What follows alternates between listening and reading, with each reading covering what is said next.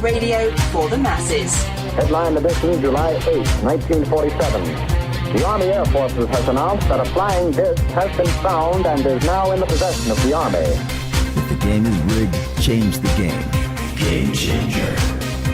I occasionally think how quickly our differences worldwide would vanish if we were facing an alien threat from outside this world.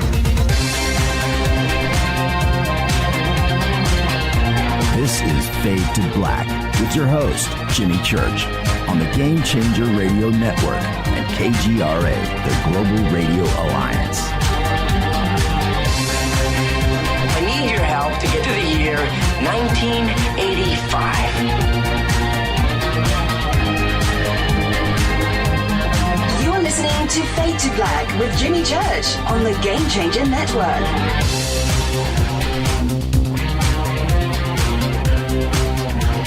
Yeah, man. Fade to Black. Bespoke radio for the masses. Yeah. Yeah, it's Thursday. It's another Fader Night. May 10th. 2018, 130 days into the new year, just 235 days left. We are live from a bunker somewhere in downtown Burbank, California, and I would like to welcome everybody listening all around the world, all across the United States. Hither and thither, to and fro, back and forth, up and down, east and west, north and south, far and near. This is Fade to Black. For KJCR, the Game Changer Network, and KGRA, the Planet, I am your host, Jimmy Church. What is cracking, everybody? It's Thursday night. It's Fader Night. Open lines all night long. Tonight, well, we've got Jon Rappoport here at the bottom of the hour with his No More Fake Newsroom Live. And then we're opening up the phone lines. And I'm going to get a little bit of help tonight. Nick Pope is going to be here to help man the phones. Take your phone calls, answer your questions all night long. Get ready for that. Really looking forward to this. And it's just going to be one of those nights. Now, what we're going to do, we're going to only run one phone line tonight. 323-275-9695. No, I'm sorry. No, we're going to switch. Let's get off that one. We're going to do 323-825-5045. Okay? 323-825-5045. So if you use the other phone bank, I'm not going to pick that up. All right? Okay. All right? Okay. Follow us on Twitter at JChurchRadio. Facebook. You can still... Did you see my post today over on Facebook? I haven't been on Facebook in 3 days. 3 days, man.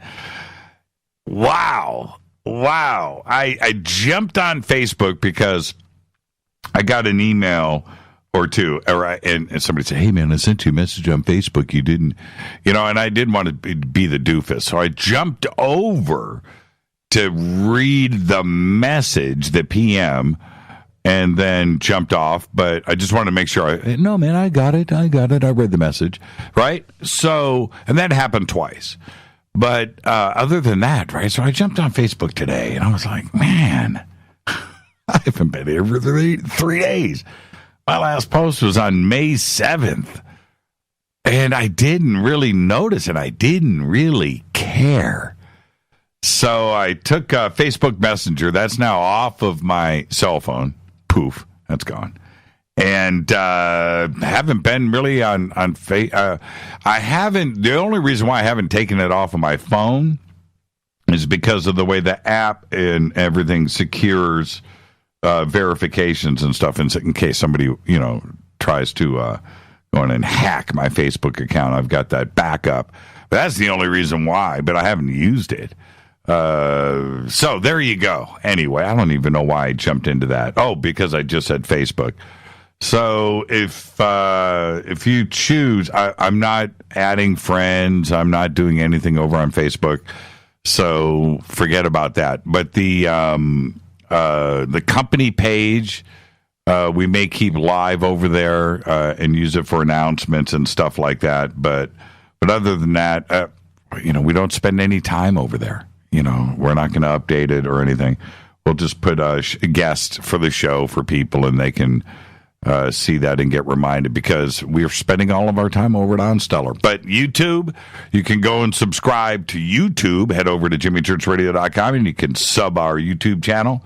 You can follow me on Twitter at JChurchRadio. I told everybody on Facebook today, if you need to get me, right, it's either Onstellar or it's Twitter.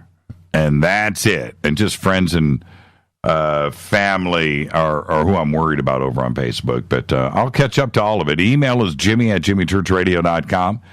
And you can email throughout the show. And Edgardo says, I saw your pic, the one I posted today, because I was consuming alcohol in the picture. What was that nice-looking drink you had in your hand? That's some of my brother-in-law's very, very tasty tequila. I don't know what the brand is, but it's that square bottle that you see in the picture. It's over on Onstellar, too. I posted it on Onstellar. So if you go over to Onstellar, you can see what I'm talking about. But the bottle, I don't know if you can make it out. But if you click on the picture on Onstellar, it's pretty big. That bottle right there, that painted, that's what it is. There's no name on it. That means it's expensive. All right, let's go, man. I'm in a great mood. It's Thursday night. I get to hang out with all of you. We've got Nick Pope. We've got Jon Rappoport tonight. And we're going to open up the phone lines and take calls from everybody all around the world. Okay, so get ready for that. That'll be at the bottom of the hour. And you know what's weird? Because I have these multiple monitors here in the studio, and I've tried to figure this out. But this is what goes on. If I click back and forth, and I'll have the page scroll when I'm not on it. Right? It's weird, and I can't figure that one out, why it decides to do that. I'll click on the background. Yeah, it just did it. I clicked on my desktop, and this thing scrolls, and I'm constantly having to scroll back up to where I was, whether it's the internet or notes or Word or whatever. The scroll jumps, and it bothers me. Okay. Now, breaking news. Let's get to a couple of things here. Astronomers have spotted a carbon-rich asteroid in the icy region beyond Neptune called the Kuiper Belt.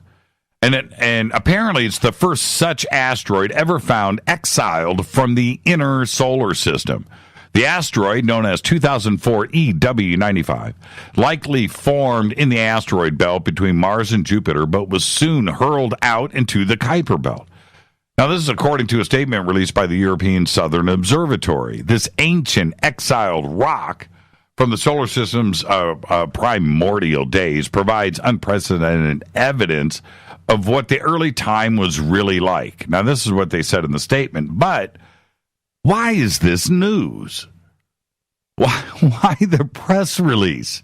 It's my guess that there are probably millions of them in the Kuiper Belt, I would think. But maybe they know something that we don't. Are we supposed to be alarmed about something? I'm just speculating. But, all right, I'm going to give everybody the heads up on this. Today is day 16 of the Onstellar Alpha testing. And the improvements have been extraordinary. I posted an article today over at Onstellar. You can go and just click on the trending section. It's right there. It's the one where I'm hoisting up the shot of tequila. And now, so over the next 24 to 48 hours, you're going to see a bunch of changes and improvements into the site. But the big news is the news feed. So the news feed is coming probably around this time tomorrow night. And like I said, over the next 24 to 48 hours. So I would like to see a call to arms happen. Everybody that is on Onstellar, All right, everybody. I want everybody at Onstellar to just go out and talk about it. If we do this over the next couple of days, post something on Facebook or Twitter or mention it in a post somewhere, a forum, maybe a conversation amongst friends. If everybody, with the amount of people that we have on the site right now, if I can get everybody just to go out there and say something to 2 or 3 people, 4 people, we're going to bust this thing to 1 million users in a month. And that's what I really, really want to see, because then the floodgates are going to open, and I want to get to that point. I'm suggesting this for you. I want everybody involved and realizing what an amazing place this is. So that's my call to arms. I posted the article up, and I want all of you to think about that, because I'm so proud with all of the emails and all of the messages and notes and posts and tweet. I'm so proud of everybody coming back. Oh, man, I cannot believe how cool this is. Thank you.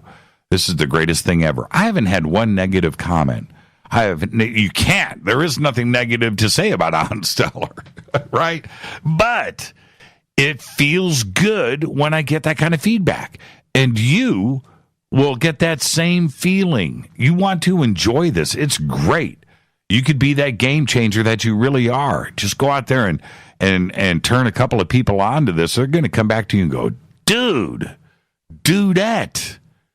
This is amazing. Jimmy in red, trouble ahead. Oh, is that what this is? Yeah, it is pretty red. It's almost pink. That happens to me when I have my screen extended across more than one screen. It's like a ghost cursor of sorts. I know. It's trippy. It's been going. It didn't used to do that. It's only started the last couple of months. But I've had the multiple, monitor thing here for a long time, and I don't know. I can't figure it out. I'm trying to change my habits, and it still comes right back. Anyway, Onstellar, just everybody, just go out there, post, tweet, do it a couple of times over the next couple of days, because when you invite somebody now, they're going to come over to Onstellar, they're going to see the news feed, they're going to get registered, they're going to see all these friends and people, and we're doing stuff with authors and researchers. You know what? I don't want to give away too much, because I don't know which stage is going to happen first. Well, I know the news feed will be first, but we've got some really, really cool additions that are going to happen. My screen is just flooded now with Onstellar messages. I don't even want to go over here and look. I swear. Oh, man. You guys are too much. I love all of you. And that little hoist of the tequila shot was heartfelt. I really do mean that.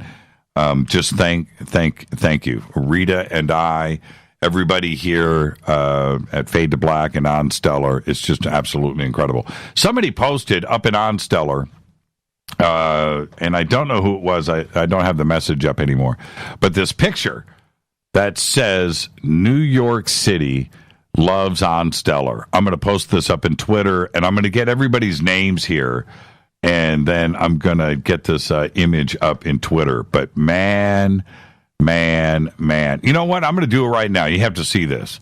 Check this out. This is what life is all about right here. This is what life is all about. And I'm not kidding. All right? It's about this. Look at this picture. You ready? Are you guys ready? It doesn't get any better than this. Check this out. Bam. Look at that picture. Does it get any better than that? It does not. That's what this family is about. That's what this community is about. That's what Fade to Black is about. That's what you are about and those around you. This is what Rita and I get our energy from. Look at that. Okay, now I am going to get everybody's names here, and I'm going to post this far and wide. But that's exactly right there. Look at that. That's what life is about. That's our next generation, too. I want to know everybody here. Everybody's going to get the shout out of a lifetime. But thank you for that. All right. Let's see here. Okay, now, I announced last night on the show. Man, I got to look at the clock here. Okay, I got some stuff I got to get out of the way.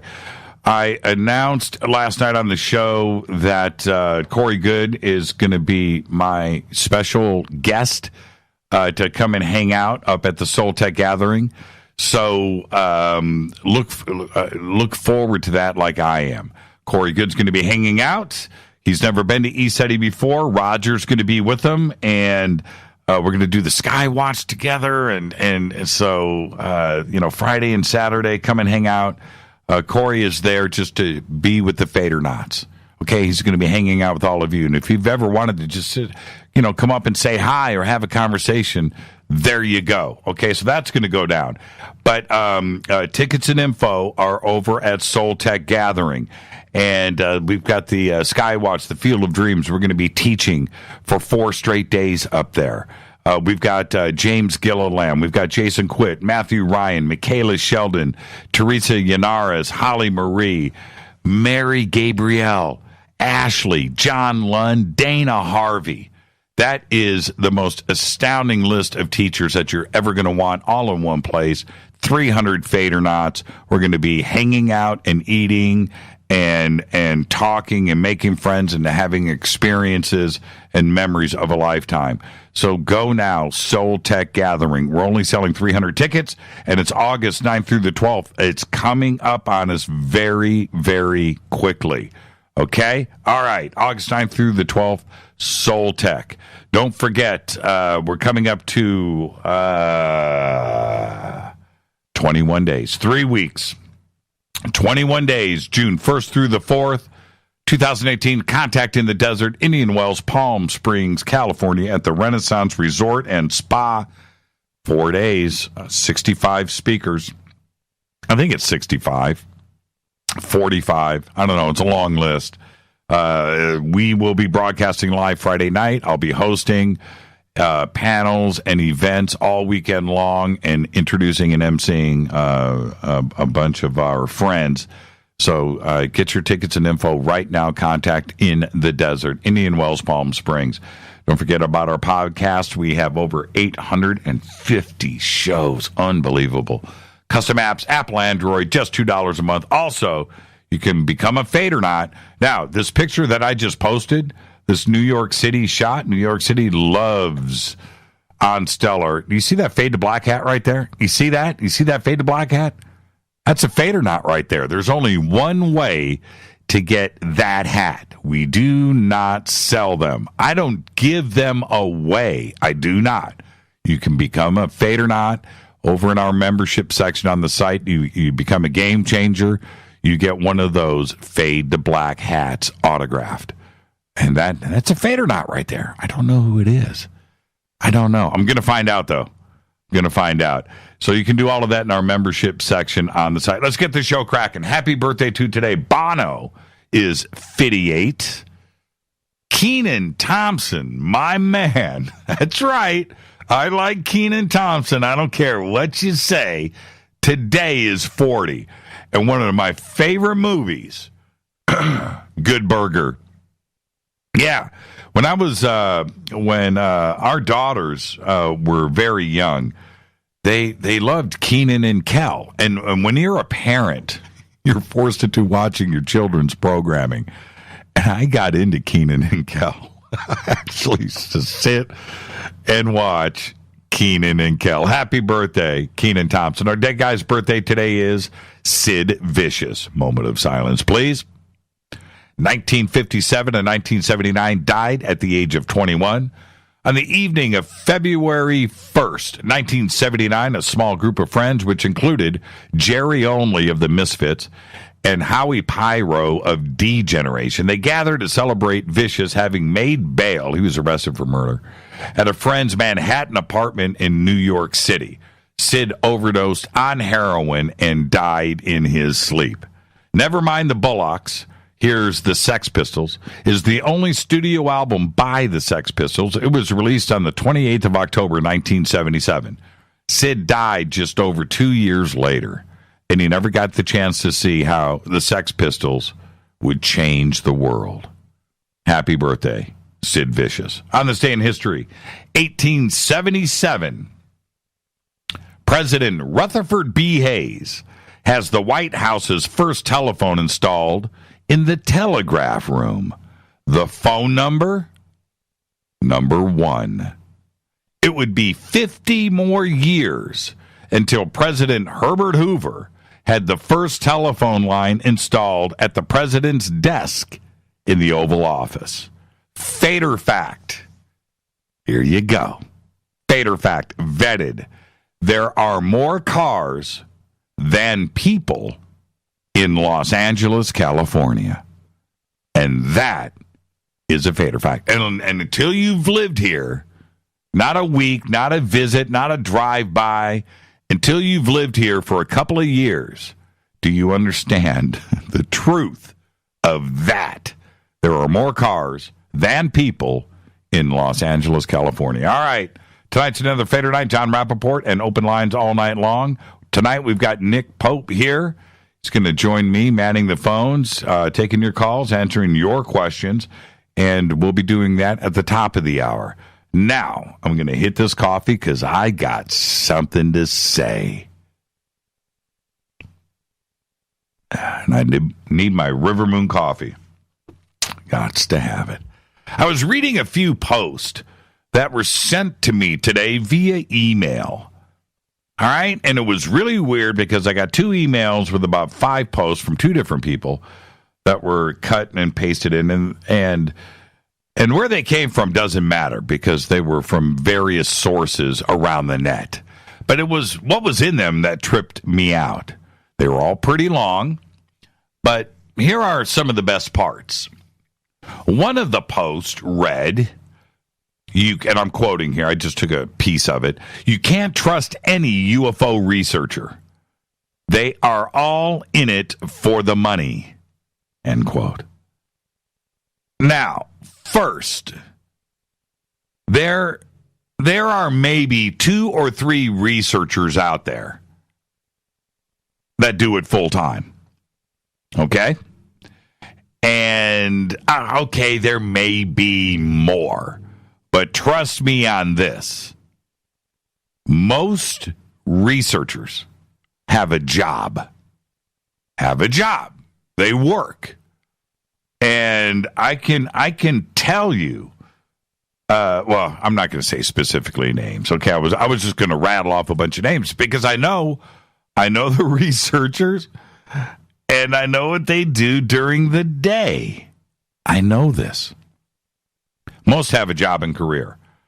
And any researcher out there will tell you they ain't in it for the money because there is no money. All right, there isn't. There's no full-time gig available. There are a handful. Richard Dolan has a publishing company. I get that, right? And Linda has Earth Files and a few other things. But Greer is doing his thing. But other than that, it's very slim. The hundreds and hundreds of authors and bloggers and researchers and investigators, MUFON, everybody's got a job. They're not in it for the money. And that's exactly why you need to listen to everybody. And it was just a surprising statement. And why would you say something like that when you don't really know?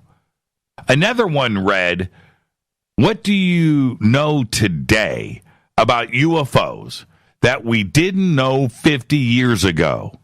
Nothing, end quote. And I'm just like, wait a minute. It's like the funniest thing I've read all year. Anyone who says this and thinks this is not studying anything. They're not studying anything, not from the past or from today. They're not. This is the weakest thing that I could ever imagine for somebody to post. It's like a personal opinion from somebody that is just trying to troll, because this could not be farther from the truth. We know so much more today. It's really funny. If you go back and look at the research that was being done and the books that were being written in the 50s and the 60s and the 70s and the 80s, and the research and what we know about today, it's two different things. Go watch a UFO documentary from 1970. Go. There's plenty of them, and they're fun to watch. It's just a crazy statement. Another one read, some of the stuff you can't make, you just can't make up. Jimmy knows stuff that he isn't sharing with us. He needs to tell us everything. He's holding back, which makes him part of the system, and they are using him to feed us disinfo. What? Normally, I would save this, print it, and put it in a frame, hang that on the wall. But I'm not, But one thing I need to make really, really clear. My day is spent researching, it's spent writing, working on stuff. If somebody is giving me disinfo to share, I would like to know how it's done because there's no opportunity there. I basically spend my days completely alone. With Rita, but I don't have people around me, right? Because, I don't take phone calls. I don't really pick them up. And I don't want to give you the wrong impression here, but usually I'm too busy. But unless it's important and it's someone that I know. But other than that, I don't get bogged down with phone calls. So I'm not talking to somebody that's going to feed me disinfo or somebody that I don't know. And most of the conversations are business related. It's not like it's about the UFO subject 24/7. I'm talking to guests and researchers. It could be about AI, time travel, New World Order, near-death experiences, dreams, Egypt, lost history. It could be about anything, right? So there's that part of it. And I only make phone calls. I guess maybe I'm calling for the latest disinfo updates. I don't know. But I guess what I'm trying to say here is that anyone who would spend a day with me, the ones that say that I'm a CIA shill, would see that my days are totally normal. I wake up, coffee, Rita, dogs, eat, work, coffee, email, work, coffee, dogs, write. Little Onstellar, little internet, little Twitter, write, coffee, dogs, Rita, work, blah, blah, blah. Then, that's my day, and then it's showtime. And then after that, we go home, watch some TV, eat some dinner, go to bed, wake up the next day, rinse and repeat. I would love to know how the CIA or the NSA or the DOD comes into the picture. I don't see the influence. I don't see the disinfo.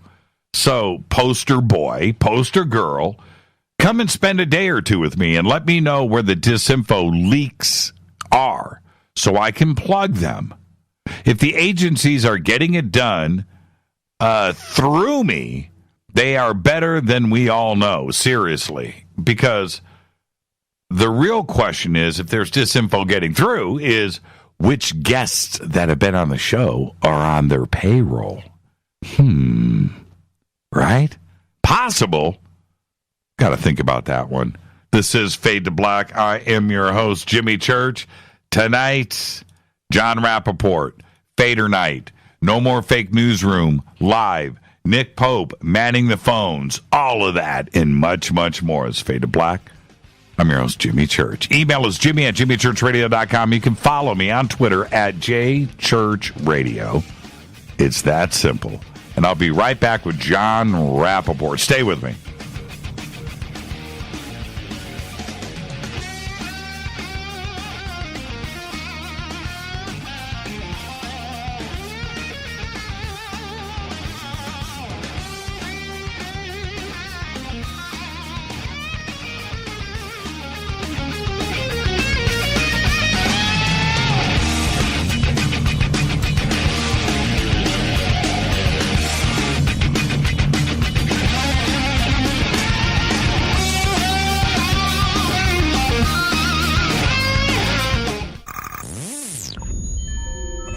You're listening to Jimmy Church, Fade to Black. Fade to Black will now pause for alien identification. The station that talks the net. KGRA Radio. When you take the beans from Central America with dashes of Indonesian and African mixed in and then roast it to the dark side of Fade to Black, you create the ultimate brew of fringe. Introducing the Fade to Black blend from Rivermoon Coffee. Yes, Rivermoon's darkest customized roast was created for the love of Fade to Black. The alchemy of masterful roasting and smoking the beans is in every sip of this full-bodied, dark Java. I need my coffee dark, deep, with distinct bittersweet chocolate highlights, just like the bunker. Leaning further into the darkness of the roast is Fade to Black blend from Rivermoon Coffee. Just click on the banner at jimmychurchradio.com and use the promo code F2BBLEND for 15% off of your order today. Go Beckley Teppy. Natural Health Solutions with Chris and Ronnie. Hey, Ronnie, how you doing? Great, Chris. Now, you're the CEO of GetTheTea.com, right? Yes, I am. What is GetTheTea.com? I mean, is this tea you buy in a store? Well, no, it's not. Life Change Tea is just that. Life-changing. Life Change Tea is an herbal tea that gently cleanses your body from intruders. What do you mean by intruders? Well, intruders are toxins, chemicals, GMOs, heavy metals, and more. They're in our food, in our water, in our air we breathe. Seriously? Yeah, seriously. And Life Change Tea will help you with removing these, as you say, intruders? That's right, Chris. Are there side effects with this tea? Well, you might lose a little weight. When you clean your colon, you lose weight, you feel better, and you have more energy. Wow. Ronnie, where can people purchase Life Change Tea? Oh, that's easy. GetTheTea.com. That's GetTheTea.com. Ronnie, I want to thank you for being on the show. People, don't forget, GetTheTea.com. 9 out of 10 geneticists agree.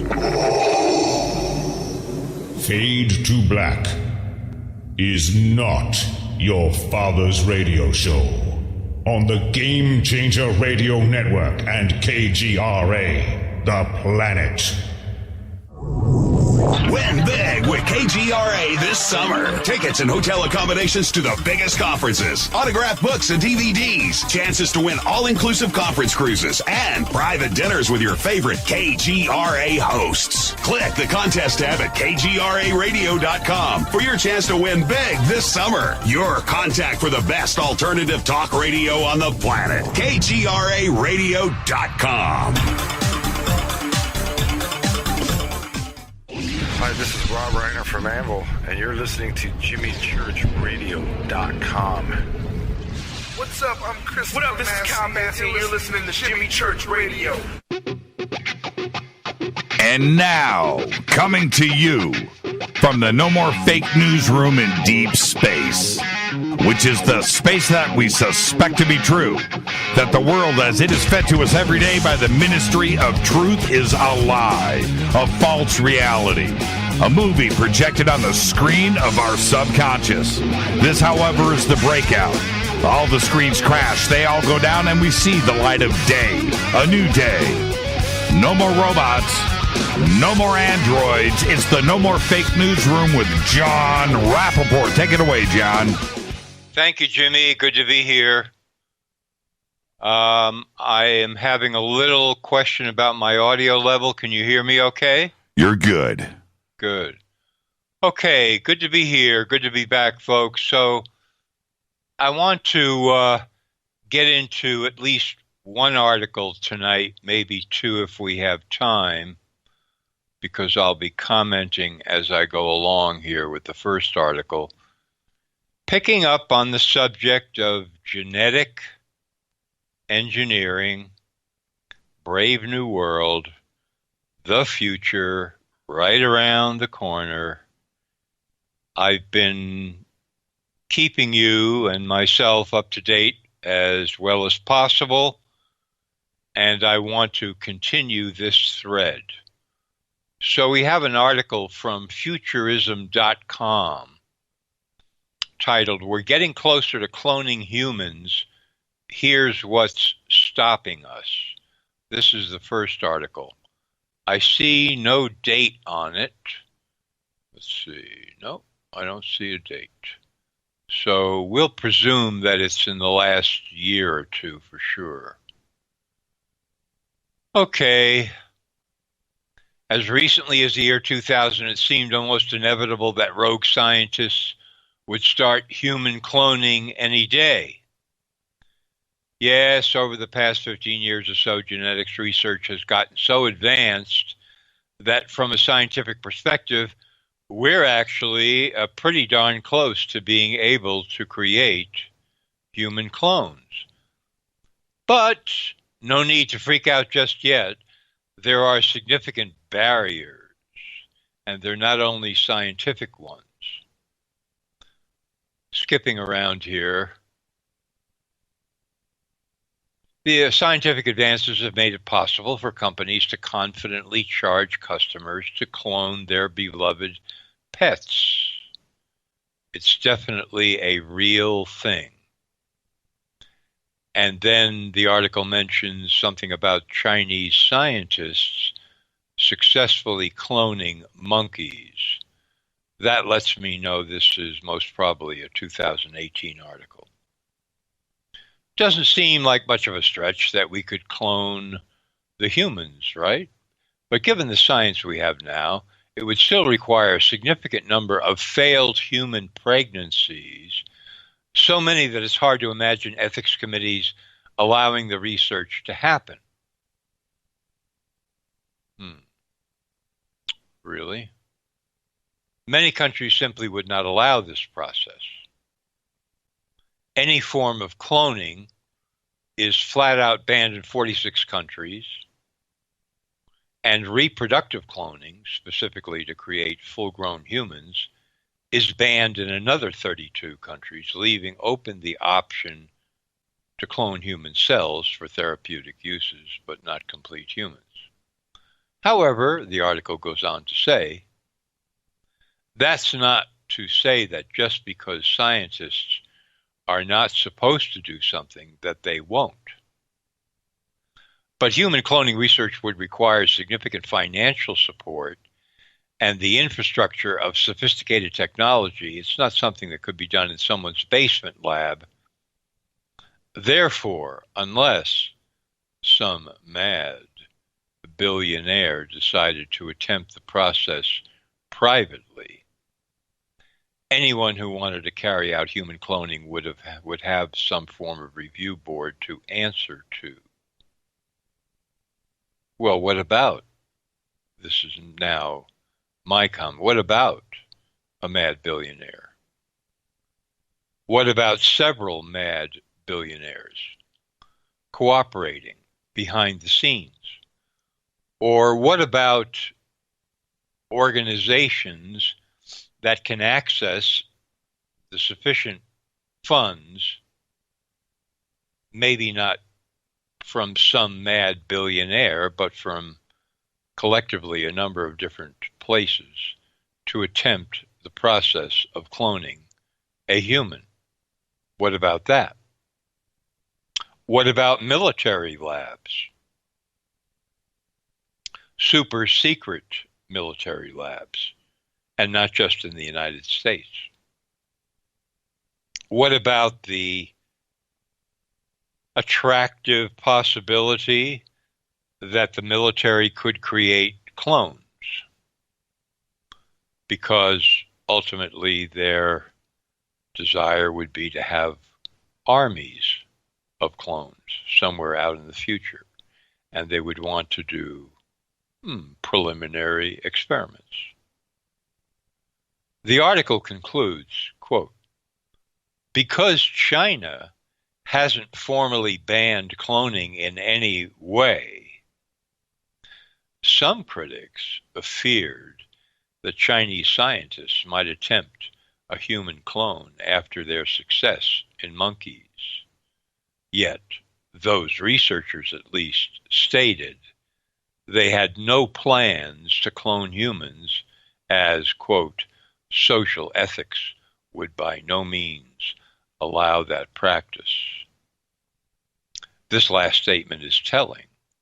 Should they perform human cloning, scientists know very well that they would be shunned by the scientific and diplomatic community altogether.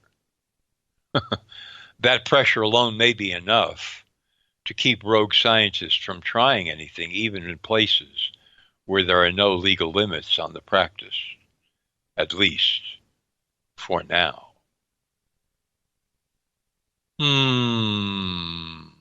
I don't know about that. What about China? No ban formally on cloning.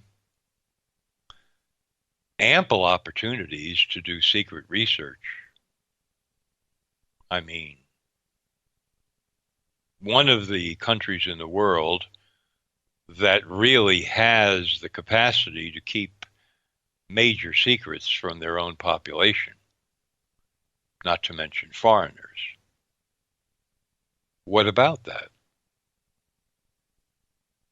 Would scientists who are ordered by the government, say in a country like China, or in a secret military facility in many countries, would scientists really disobey orders on the basis that they would, quote, be shunned by the scientific and diplomatic community? The point being, they wouldn't be shunned. No one would know who they were. And the government would be on their side.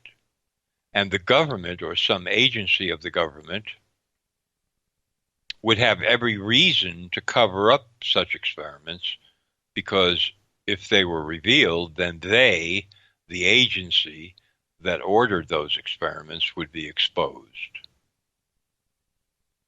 I think there's a tremendous possibility of carrying out this research.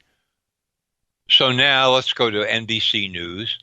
Chinese scientists clone monkeys, break barrier to human cloning. This is actually Reuters, January 24, 2018. Chinese scientists have cloned monkeys using the same technique that produced Dolly the sheep 2 decades ago, breaking a technical barrier that could open the door to copying humans. 2 identical long-tailed macaques, monkeys, were born 8 and 6 weeks ago, making them the first primates to be cloned from a non-embryonic cell. Involved transferring the nucleus of a cell, which includes its DNA, into an egg which has had its nucleus removed. Researchers at the Chinese Academy of Sciences Institute of Neuroscience in Shanghai said their work should be a boon to medical research by making it possible to study diseases in populations of genetically uniform monkeys. But it also brings the feasibility of cloning to the doorstep of our own species. Well, I have to comment on one of these statements here. We hear a lot about this when it comes to cloning. Well, this is a boon to medical research, making it possible to study diseases in populations of genetically uniform monkeys. In other words, if you have 50 monkeys, all of whom were cloned, and they have the exact same genetic structure, then you can test out drugs to treat diseases in those monkeys. Pharmaceutical companies, of course, would love this. Yes, I suppose that is true. But on the other hand, in an actual population of humans, you're not dealing with genetically uniform people. You're dealing with people that have little quirks and little differences, to say nothing of major differences in a larger biological picture where disease conditions arise and go away and come back and so on and so forth. So, of what real value is it to be able to study genetically uniform monkeys from a medical point of view? Or is that simply a cover story floated to make it seem that there is a significant medical reason for doing this cloning, when in fact the real reason is to produce clones of any species, including humans, for purposes that would depend upon who's ponying up the money. Get it? All right, let me just continue on with this article a bit. Humans, this is a quote from one of the supervisors of the Chinese program. Humans are primates, so for the cloning of primate species, including humans, the technical barrier is now broken. That's quite a statement. And then again, we have the same story. Quote, the reason we broke this barrier is to produce animal models that are useful for medicine for human health. There is no intention to apply this method to humans. Maybe, maybe not. And there's more on the medical cover story, etc., etc. The 2 newborn monkeys are now being bottle-fed and are growing normally. The researchers said they expect more macaque clones to be born over the coming months. More.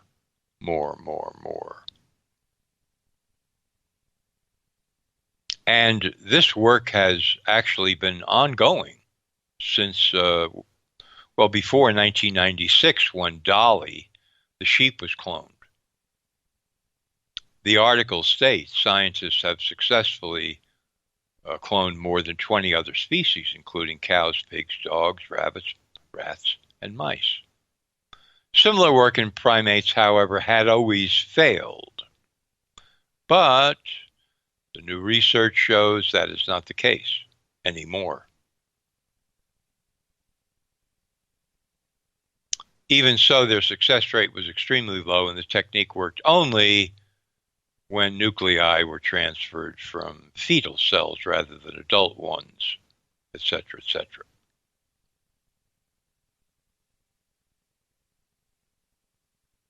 Then we have some expert in London, Robin Lovell Badge, a cloning expert at the Francis Crick Institute in London, says, commenting on the Chinese research, the work in this paper is not a stepping stone to establishing methods for obtaining live-born human clones. This clearly remains a very foolish thing to attempt. He seems to be one of those critics who believes, no, we're not close yet. And so forth and so on. The article continues.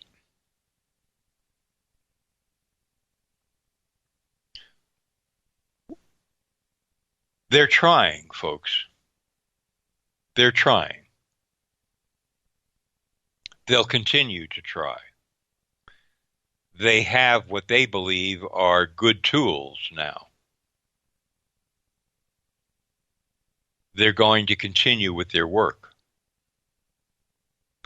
And it certainly stands to reason that if anybody, anywhere, is making a serious, organized attempt to clone a human, that it would be done in secret. It would be done in secret. And that would cover a huge range of experimental processes with many, many failures. Many, many failures.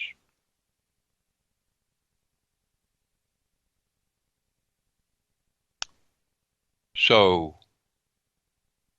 where are the real prohibitions against this? There are laws, there are There's peer pressure, as I mentioned before, from scientists in the scientific community, blackballing any scientists who would try it. Is that really sufficient? What about the desire? Talk about mad billionaires. A mad billionaire wants to bring back his mother and is so obsessed with the idea that he is willing to set up a facility somewhere and secretly fund an attempt to do just that. There are so many permutations and possibilities here that I'm afraid the research is ongoing, and therefore we are getting several steps closer to Brave New World. Part of the problem is, and I'll finish here, is that in media, first of all, media coverage of these events and, quote, breakthroughs is not very hard-hitting. You read an article here, you read an article there. Oh, yes, this attempt here. Oh, yeah, they succeeded, and over here. And, of course, there are prohibitions, and no one would really try to clone a human, and blah, blah, blah. That's the end of the article. There are no major media,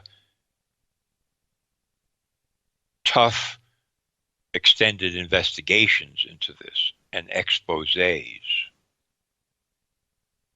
They don't want to spend the time and the money, and they certainly don't want to find out that their government and corporate partners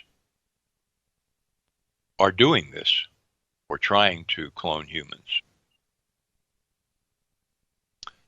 So because of that, we don't see the media pressing and pressuring. I've spoken about this before, and I'm very aware of it because I've been working as a reporter for 35 years, and I know the difference between a casual article here and a casual article there, and pressure,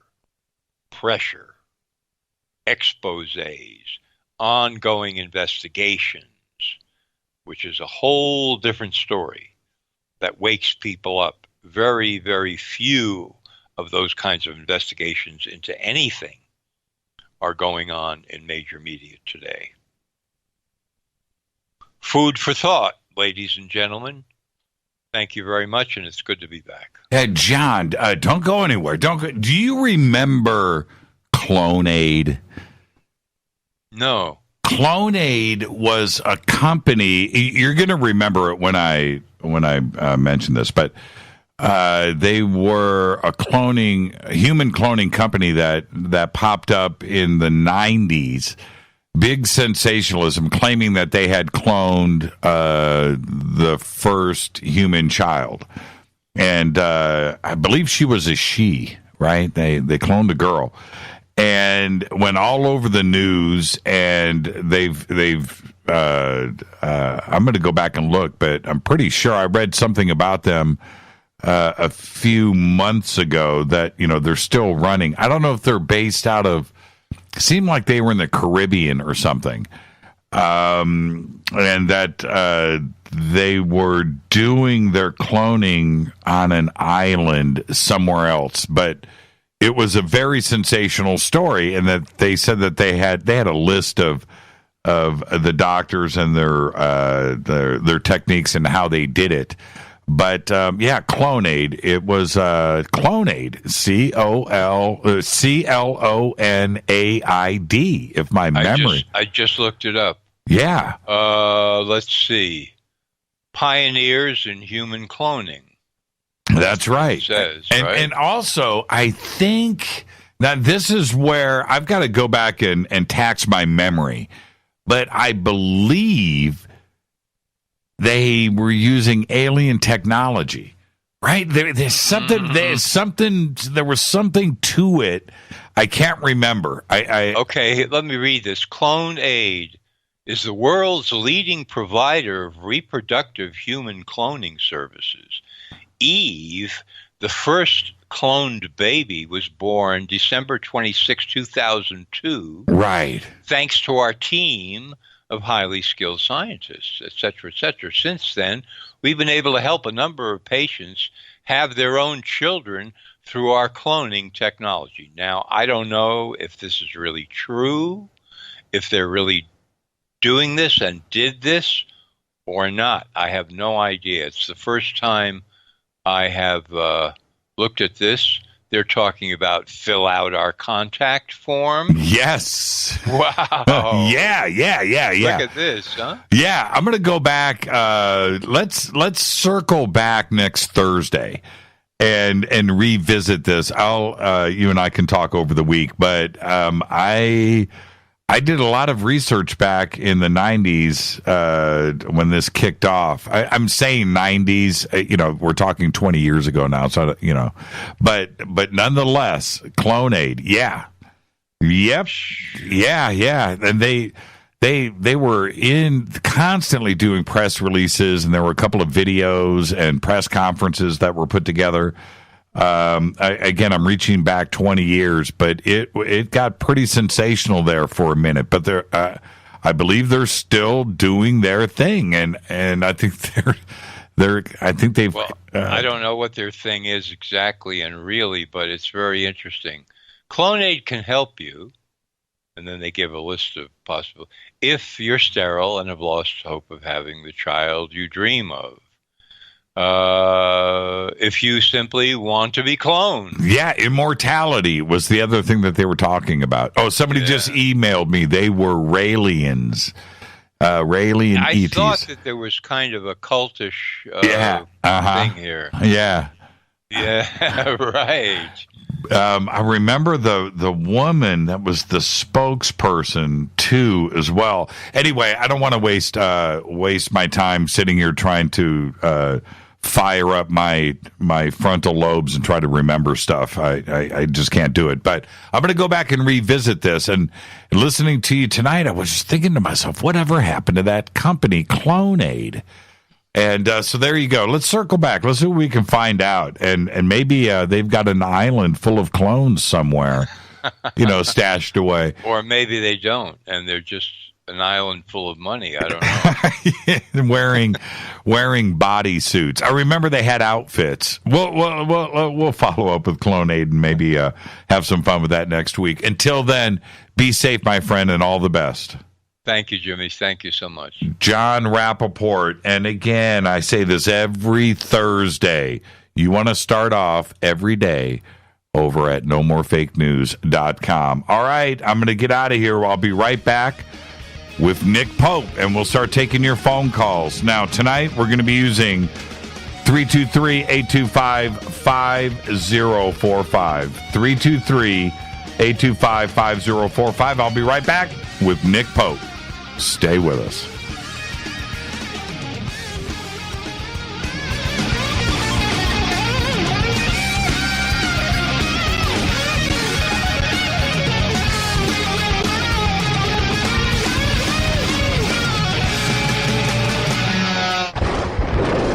This is Fade to Black with Jimmy Church on the Game Changer Radio Network and KGRA, the Global Radio Alliance. This is KGRA Digital Broadcasting Station, Salt Lake City, Utah, Van Buren, Arkansas. Hello, Fadernauts. This is Jimmy Church, and I'm introducing New Pharma, a company whose products are based on science. Human function based on the endocannabinoid system, or ECS. New Pharma firmly believes in this science, and their research indicates that support of the ECS provides the beneficial effects for a healthy lifestyle. New Pharma's science includes relief capsules for pain relief, sleep capsules, which are natural support for occasional sleeplessness. Foundation is support for your ECS, and Fit capsules support your active lifestyle. Just click on the banner at jimmychurchradio.com and use the promo code F2B for a 33% discount on all of their products. or visit newpharma.com for all of the knowledge on the science. That's GNUpharma.com. Go back, Lee Tappy. Hello, I'm Petilian. You're listening to my main man, Jimmy Church, on jimmychurchradio.com. Hi, this is Ray Hobbs here, repping the planet, and you're listening to my good friend, Jimmy Church, Fade to Black, on the Game Changer Network and the KGRA Digital Broadcast Station. This is Toby Kebbell. You're listening to jimmychurchradio.com. Don't hurt me, Jimmy. I'm only little. Hey, I'm Adrian Grenier. And this is Ari Gold. We're the Honey Brothers. Yes. We're of the Honey Brothers. Hey, I'm Adrian Grenier. And I'm Ari Gold. We're the Honey Brothers. And you're listening to Jimmy Church. The Revolution. Ancient Life Oil. Life-changing. The real oil. CBD is truly ancient life oil from the source. This oil has no psychoactive effect and is also legal in all 50 states. When you're healthy, you're happy. The truth about this wonderful plant is that it wants to give back to mankind life, longevity, and happiness. Ancient Life Oil are golden grade, all organic, non-GMO, and infused with high-quality liquid coconut oil. It's simple. Just go to ancientlifeoil.com today. That's ancientlifeoil.com. The best, purest, organic, and non-GMO CBD in the world. Go back, Lee Tappy. The statements made regarding these products have not been evaluated by the Food and Drug Administration. These products are not intended to diagnose, treat, cure, or prevent any disease. Please consult your healthcare professional about potential interactions or other possible complications before using any product. This is Micah Hanks of the Raelian Report, and you're listening to Jimmy Church on Fade to Black, across the globe on the Game Changer Radio Network and the one and only KGRA Radio, The Planet.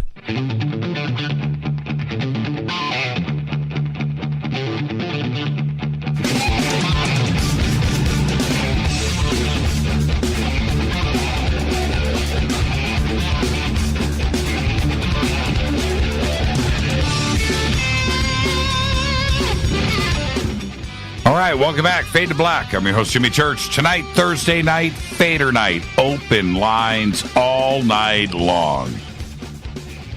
Now, these are the rules tonight. We have Nick Pope here, but I'm only using one phone bank tonight. So use 323-825-5045, and we'll line up calls there. Anything on 323-275-9695 will not be answered. Okay, so that phone bank is shut down. It makes my life easier. Okay, so those are the rules. 323-825-5045. So those of you out there that use speed dial with 323-275-9695 and try to break in and try to get through and try to cut in line, it ain't gonna work. All right, so let me welcome back to the program Nick Pope. Nick, how are you, man? Fine, thank you very much. And now, Nick, welcome back, and I'm so happy that you took the time to come in and hang out with everybody tonight and answer not only questions but just hang out, because it's a very busy night here on the show. And but I wanted to ask you this, kind of kick things off. Okay, everybody, I've got you on hold. Everything is lining up. Okay, it's going to be crazy, Nick. You'll see what it's like here on a Thursday night. It's a lot of fun. A couple of months ago, I had I got a surprise call from Richard Doty. Right? Not making this up. Richard calls in, and I ended up talking. I've never spoken to him before, and I talked to him for like 90 minutes. And during and I was not Mr. Happy Camper. Okay, I've always had questions lined up for him over the years in case we ever did get a chance to talk. But he said something during our conversation that I want to relate to you, because I find it very interesting. And certainly you've been accused of this, and you brought it up the other night on the show, that you're not a disinfo guy. You're not part of the MOD anymore. That's not what goes on. You've been that's been brought up many times. But Doty said, I have been accused of, being a disinfo guy, oddly enough. That's really funny. But I've often wondered if I've ever had a guest on the show that could be, right? Doty said, yeah, exactly. Doty said that he knew that there were two, that he knew personally, two people on the circuit that are disinfo. Now, that was an interesting comment. And he said one was, I believe, I'm paraphrasing, that one was an A-level, A-list speaker, and one was right below that person. Didn't tell me, male or female or anything like that. I didn't want to know. I told him, I said, do not name names on this show, right? I don't want to know. But it was an interesting statement coming out of Doty. What do you think about that? Do you think that there could be somebody out there on the circuit that could be a disinformation agent? Do you think that's possible? Not really, to be perfectly honest, and I'll tell you why. Even if government wanted to do that for a particular reason, either to discredit the field or to sow seeds of dissent and to fuel suspicion, government wouldn't need to. There's so much rivalry and hatred and nutjobbery, if there is such a word, that they frankly don't need to. And everything about government is all economy of scale. If you don't have to do something because it's going to happen anyway, you just let it run. And when I had responsibility for this subject at the Ministry of Defense, if I had wanted to discredit the UFO community by putting people in and spreading disinformation, I suppose I could have done that, but I wouldn't have needed to. It was doing it all by itself. Why do you think Doty would suggest something like that? And he said it as a matter of fact, by the way. He said he wasn't guessing about this. But why would he say something like that? He's been out of the picture for so long. Is he trying to inject himself back into the narrative again and make himself significant? Well, I mean, why would he say that? It did freak out a lot of people.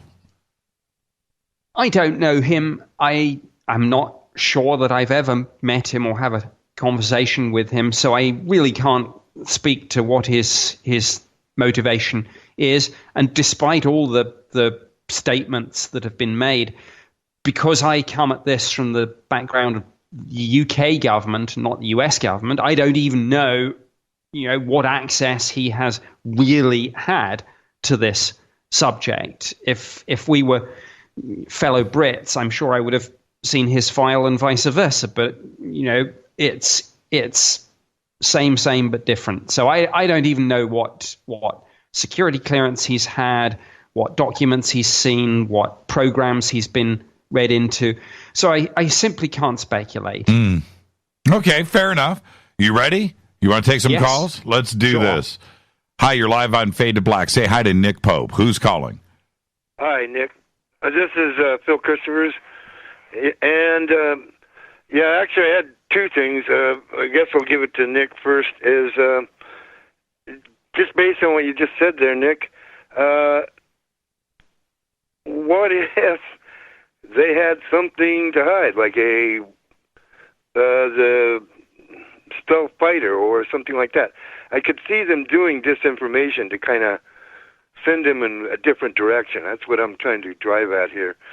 Now, as you working with the Ministry of Defense, doesn't that seem reasonable to you? Yes, but not quite in the way that Richard Doty seems to be doing this. I mean, or rather not in the way that he's implying. We certainly in the British government, from time to time, I suppose we found it useful on occasion to almost play up the idea of extraterrestrials to hide, I suppose, secret prototype aircraft, drones, that sort of thing. Right. But there would be no need there would be no need to recruit somebody to go out onto the UFO lecture circuit and do that, because there are so many conflicting messages coming from the UFO community anyway. Government simply wouldn't need to do it to push that narrative. The like your your famous picture that disappeared. I mean, what about that? Could disinformation be used to deflect off of, I'm not saying you did with the picture, but specifically with a program out there, maybe getting somebody out there to speak about this, and so maybe the Russians wouldn't know? Yes, I'm sorry for this.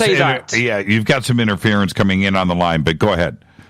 Yeah, that photo didn't so much disappear. I know exactly where it went, at least in the short term. My head of division took it down because he'd convinced himself that it did indeed show some classified hypersonic aircraft that either the US or the UK government had, and that we on the UFO project didn't have a read-in to that particular classified project. So that's where it went in the short term. Now, where it went after that, I don't know. It certainly hasn't turned up in the declassification and release of the files, but it's out there somewhere. It's probably on someone's office wall still to this day.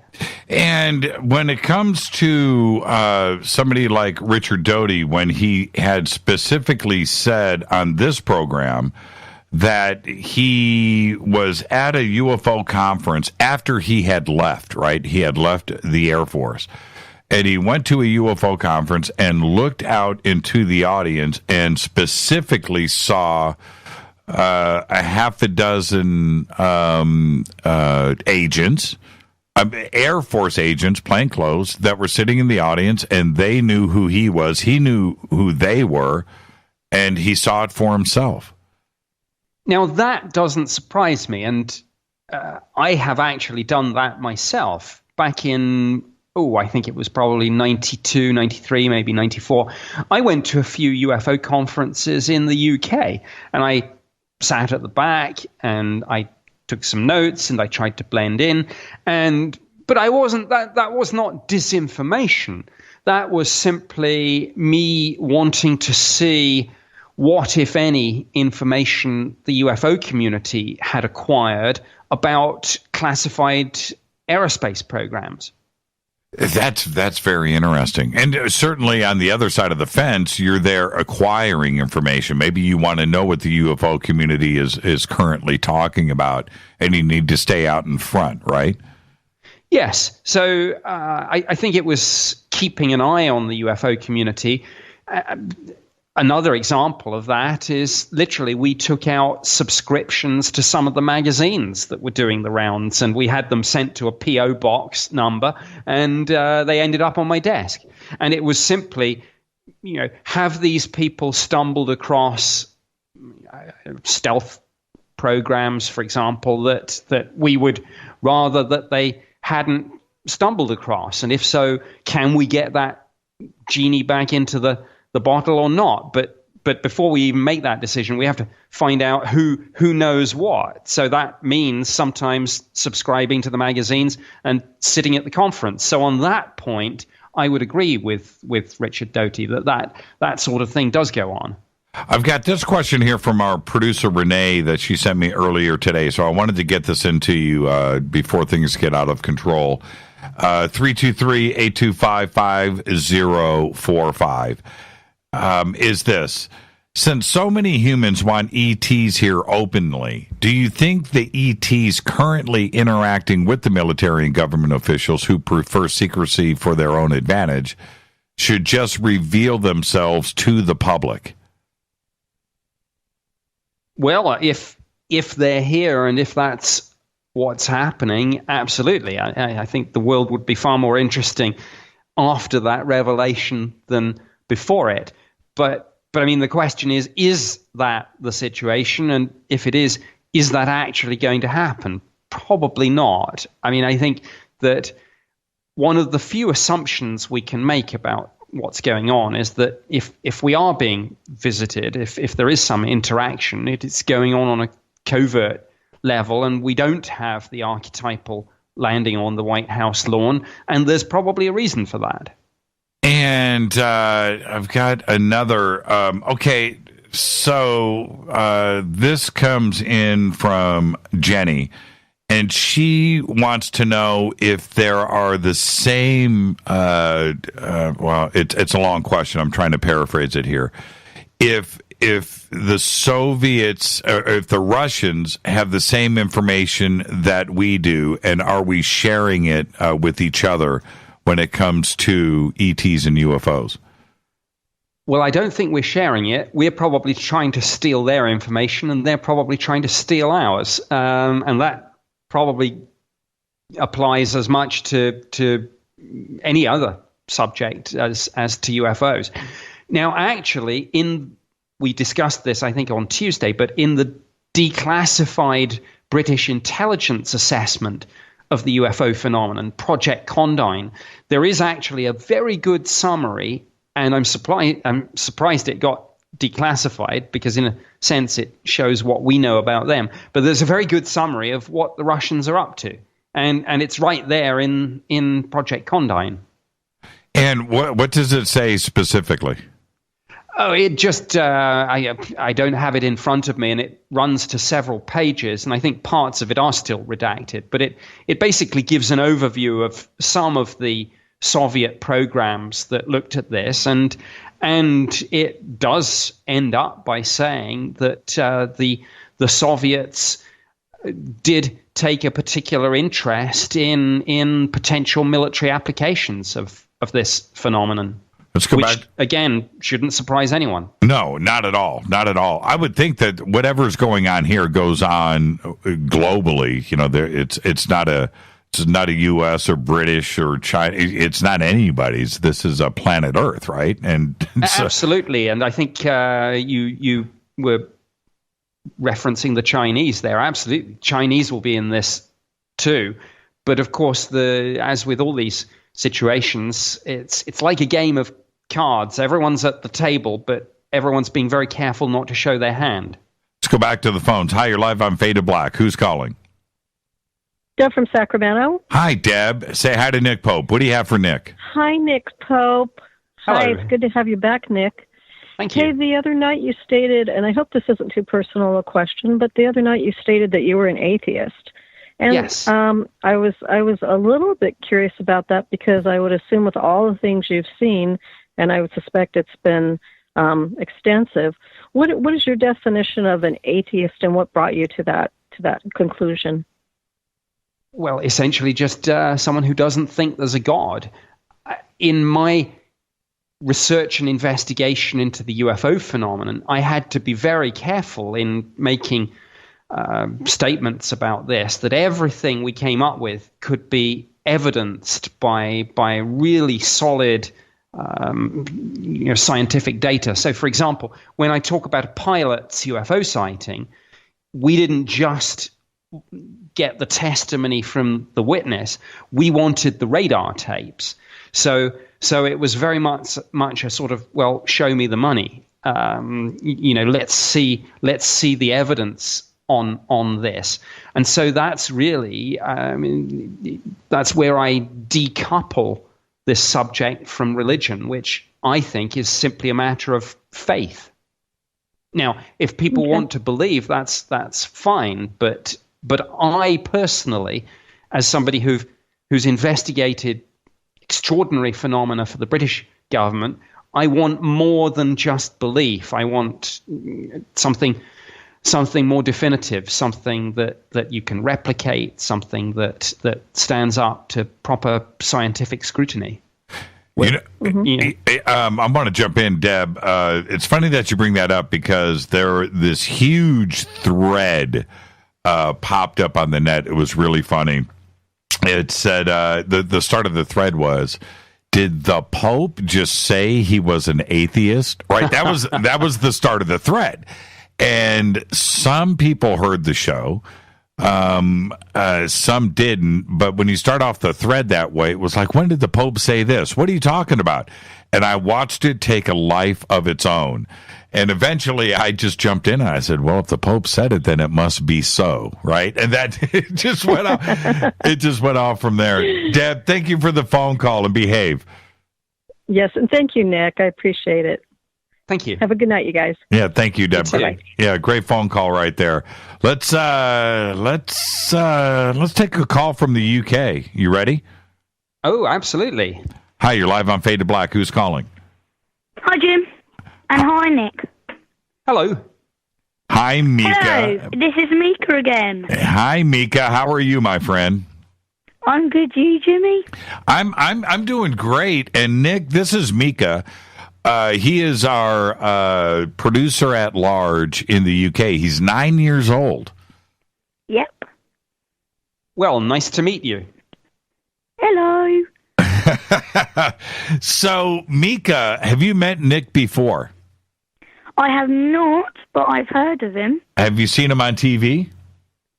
No, but I've seen a picture of him. Oh, you've seen a picture of him? Well, we've all seen a picture of Nick Pope. But, Nick, do you watch Ancient Aliens? Yes, I do. Okay, well, he was on the premiere of this season, episode 1, so you can go back and check that out. But I know that you're a fan of Nick's, and so say hello, and the floor is yours, Mika. What would you like to ask Nick? Well, I would like to ask him, have you seen a UFO? Sadly, I haven't. I've investigated hundreds, if not thousands, of other people's sightings, but I have yet to see one myself. Having said that, we now live in Tucson, Arizona, and that's a great place for sky watching. So if I'm going to see one, that'll be where it'll happen. Okay. Is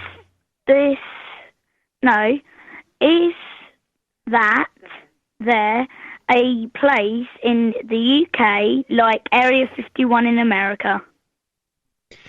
Not really. I mean, there are various locations where the military will test fly secret prototype aircraft and drones, that sort of thing. But the problem is that the UK is just too small, and once you start flying aircraft at say 1,000 miles an hour, you're across the UK and out over the sea in an instant. So it's just not like the United States, where you've got these vast areas of hundreds of square miles, thousands, where you can fly things and no one will see.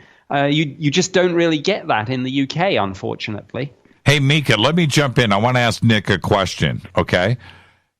Nick, there was, I don't have the specifics in front of me, but there was a pretty famous case out of the UK where I believe he was a farmer, remotely, said that the Ministry of Defense showed up. There was a close encounter, and they maybe even a crash craft, but he saw the being get taken, and it was taken to a base, and he named the base. And that what was that case, and what I think he called that base Britain's Area 51. Well, now, yes, and apologies, Mika, because yes, this is possibly something which I have heard before. Rudlow Manor is a location which has sometimes been called Britain's Area 51. Now, I don't think it is, but that was an old Royal Air Force base, and there was a manor house there. And under the manor house, there were some tunnels, and it led to one of those places where, if there'd been danger of nuclear war, they would have evacuated the royal family and senior government officials. And there were rumors that there was a UFO crash and that's where they took the aliens. However, while I've heard those rumors, and I think there was I was even on an episode of Ancient Aliens talking about some of that. Right. I'm not absolutely convinced that we had an alien, and if we did, that we took them down there. So I don't know. Yeah, but it's an interesting story. Yeah, it is. It's a very interesting story. What's the name of the location again? Rudlow Manor. Rudlow Manor. There you go, Mika. Okay, so write that down. Rudlow Manor. Okay, Mika, what else do you have for Nick? This is so much fun, Nick. I'm kind of digging this right now. Next, yeah, Mika. Next question. See, I don't have to do anything. I can just kick back. Have you ever been to Area 51?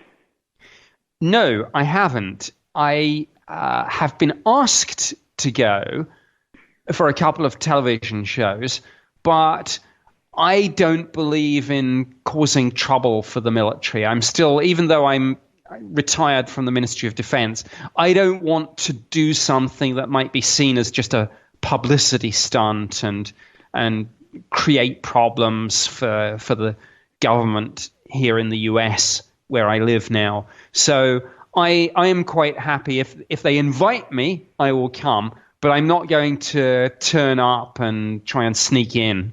Nick, what you should do, why don't you, I think that would be great for your career. Nick Pope arrested by the camo dudes.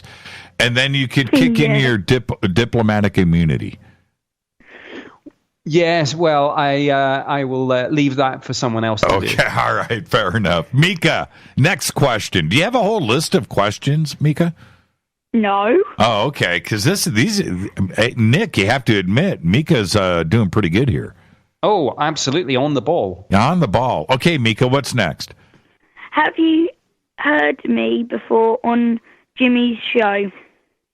I'm afraid not. No, but Jimmy said good things about you when I was on the other night and said that you were very smart for your age and had a lot of interesting questions. Okay. Keep going, Mika. What's on your mind? Are there UFOs and grey aliens at S4? I don't know. I'm one of these people that I sometimes think that people in the UFO community are always very, very certain about things. I've looked at this for the government, and I'm the first person to say sometimes, I don't know. I haven't been there. I don't have a U.S. government security clearance, so they just haven't told me. If they do, I am not briefed in on that particular classified program. Okay, that's all. Thank you. Mika, you are amazing. And now you've got school today, right? Yep. Oh man. Well, are you going to go back to bed, or are you up now? Are you up for the day? Normally, I'm up for the day. Now, after that. What day does your UFO group meet at school? Monday, Wednesdays, and Fridays. So that means today your UFO group is meeting and getting together? Yep. And what are you guys going to talk about today? Certainly, you are going to go to everybody and say, today I got to speak to Nick Pope, and they're not going to believe you. So you can play back the show for them. That's fine. But what are you guys going to talk about today? We're normally obviously going to talk about all they know at the moment, because I don't think they really know, and I have been helping them by saying just search up Area 51 and all of that, and then they'll probably come back knowing stuff like me. Well, you know what's interesting for me, and I know Nick is listening to you right now, your interest in Area 51, and I understand that, but for you, what is it about Area 51? Is it because it's in the United States, it's so secret, it's been in a couple of movies, you're over there in the UK? Or you know, why Area 51? Well, because everybody's been trying to get in there to find out if S4 has UFOs and grey aliens. But if you ask me, everyone thinks there's nothing in there. But as like me, I know definitely there's UFOs and grey aliens, because you can remember that time when I told you that shooting star went across that. Well, it was too fast for a shooting star and too slow a little bit. So I would say it would definitely be a UFO, and all them lights turned on the runway, and even the secret runway turned on, and then they all turned off and nothing happened. Well, what do you think about Nick? Isn't this great? It's just amazing for me. Yeah. Mika, what do you think about Bob Lazar? Yeah, he's cool. Have you gone back, Mika? And certainly your parents can help you do this. But have you gone back and watched the Bob Lazar interviews that were done in the early '90s about S4? Yes. And what do you think? Do you think he's a believable guy? Yes. Why do you? I do. By the way, I do. Nick, what do you think about Bob Lazar? An enigma, I understand, but what do you think about Bob today? I don't know. I haven't met him, or I don't think I've met him. I've met a lot of people over the years, but I'm sure I would probably remember that. And, I just don't like to speculate too much when I haven't actually sat down opposite someone, looked into their eyes, and heard their story firsthand. In the intelligence analysis community, there's an old saying, interesting if true, and I often trot that out as really the only answer that you can give to an awful lot of this material. And so my take on Bob Lazar and his claims, interesting if true. Mika, anything else for Mr. Pope before I send you off to school? No. Mika, Thank you very much. You have a great night and a great day at school, and tell everybody in your UFO club that Nick and I said hello. Will you do that for us? Yeah. Thank you, Mika. Bye. Bye.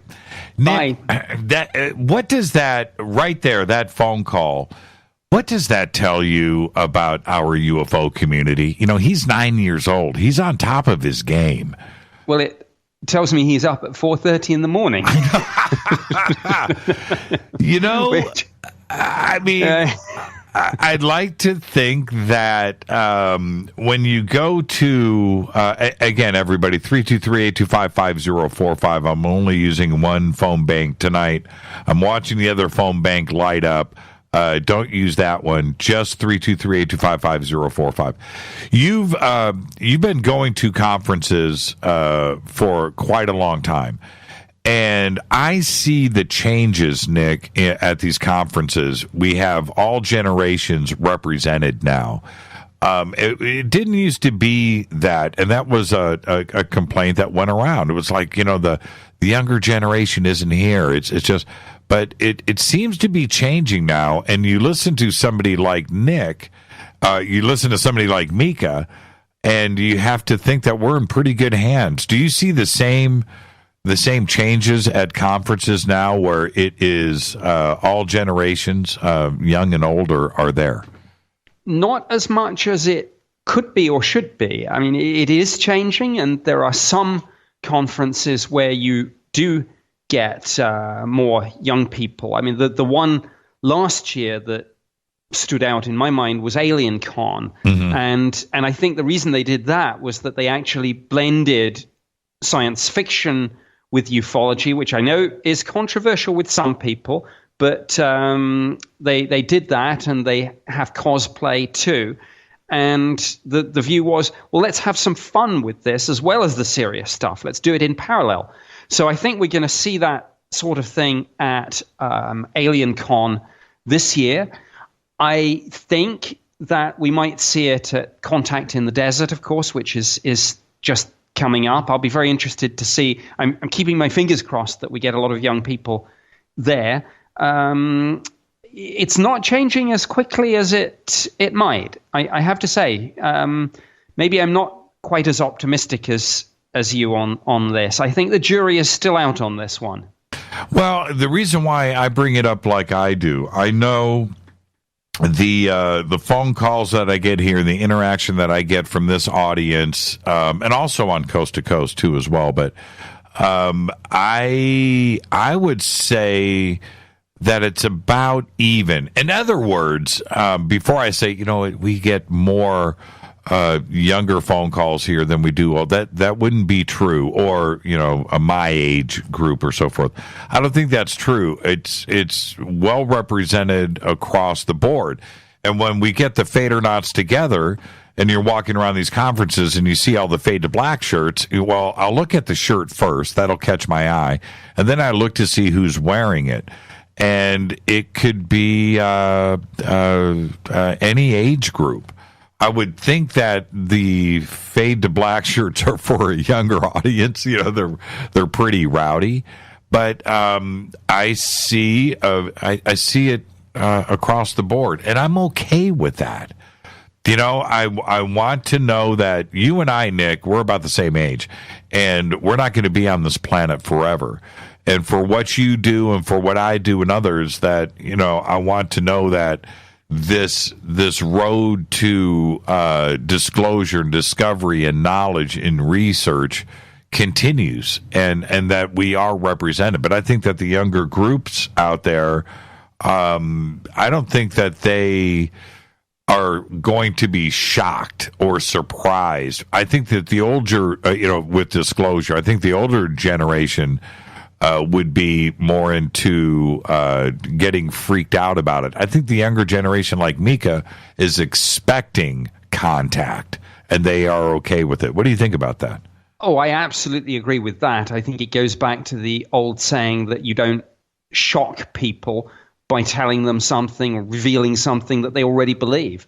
And yes, absolutely. The young people, whether it's through science fiction or video games or TV shows, whatever it is, I think everyone now is pretty much fully on board with the idea. And if the president went on TV, tomorrow night and said there are aliens, everyone would just say, yeah, so what? And, we always figured it was probably true.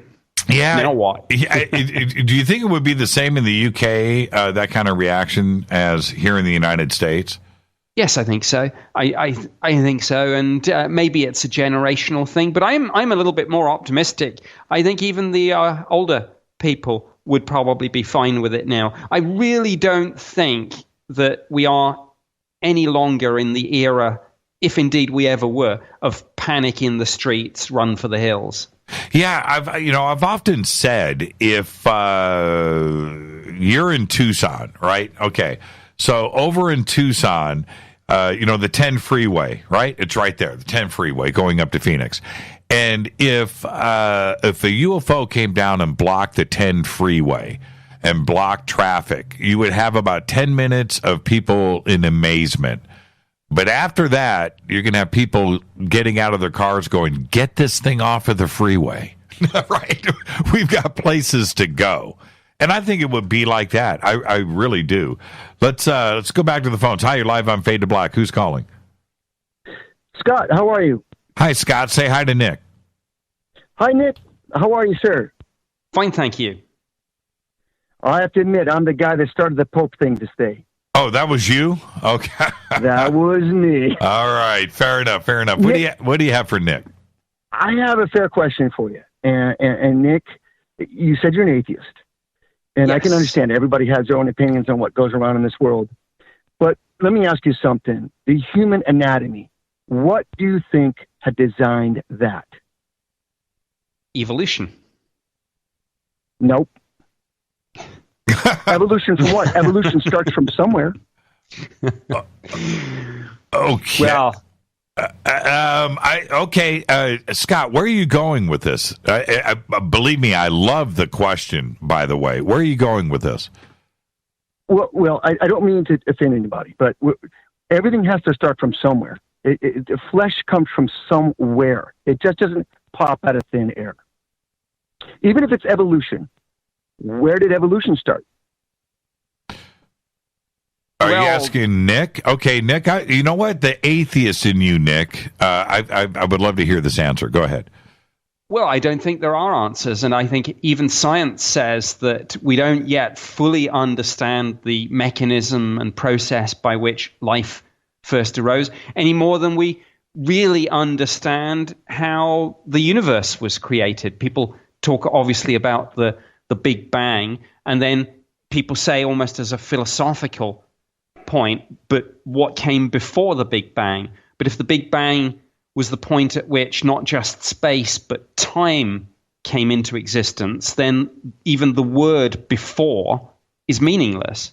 And I don't have answers for this, and the brightest theoretical physicists in the world don't. But none of that means that we won't figure out a grand theory of everything in a few years' time. After all, I think history shows that our understanding of the universe and of science and the laws of physics changes over time, and we just find out more and more stuff.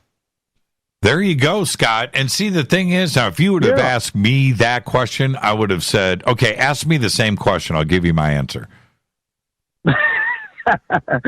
Don't laugh. I'll give you my answer. What is your answer? No, ask me the question. We got to have dramatic effect. The dramatic effect. Well, if evolution, or what he's saying, is true, then I just can't believe that would be in effect. I really don't, Jimmy. I just can't. Well, okay. Well, the question was, where did evolution come from? Where did it get its start? Right? Okay. Yeah. So here's the answer. The same 20 amino acids on every planet in the universe. That's where it came from. So all of us have those same basic, and it doesn't matter if it's a worm, if it's a fly, if it's Nick Pope, if it's me, if it's you. It doesn't matter. Well, somebody started it. Yeah, probably a lightning strike on a crystal in a lake bed. Am I right, Nick? No. Am I right? It's magic as far as that goes. The whole combination of those different amino acids and the creation of DNA and how this happened. So that's the Richard Dawkins answer. And that's where he comes from. And there is a certain amount of sense to that you can't argue.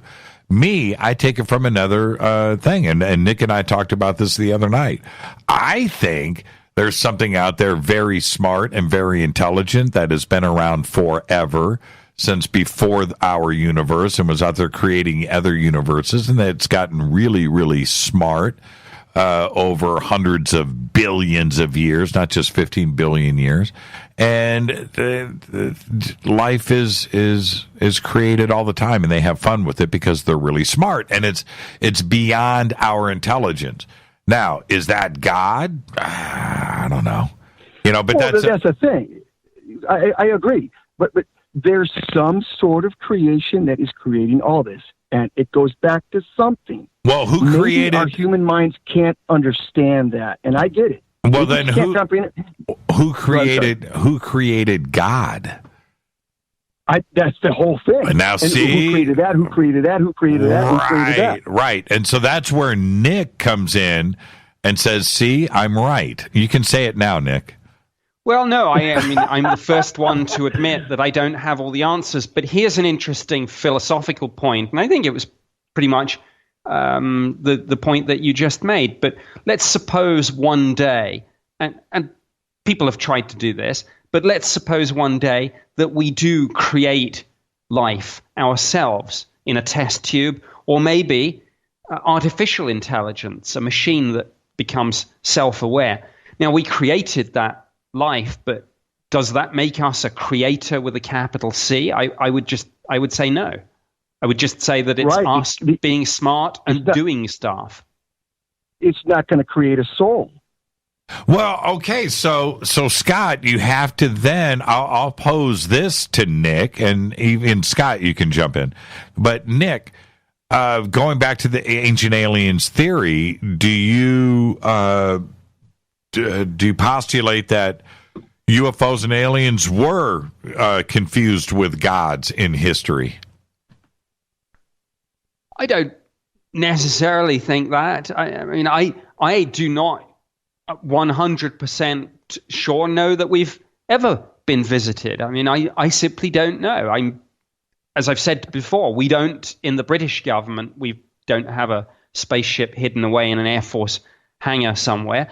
But if we have been visited, I can see how entities arriving from the sky might have been worshipped and regarded as gods. And I think, correct me if I'm wrong, I might have made this point on the show on Tuesday night.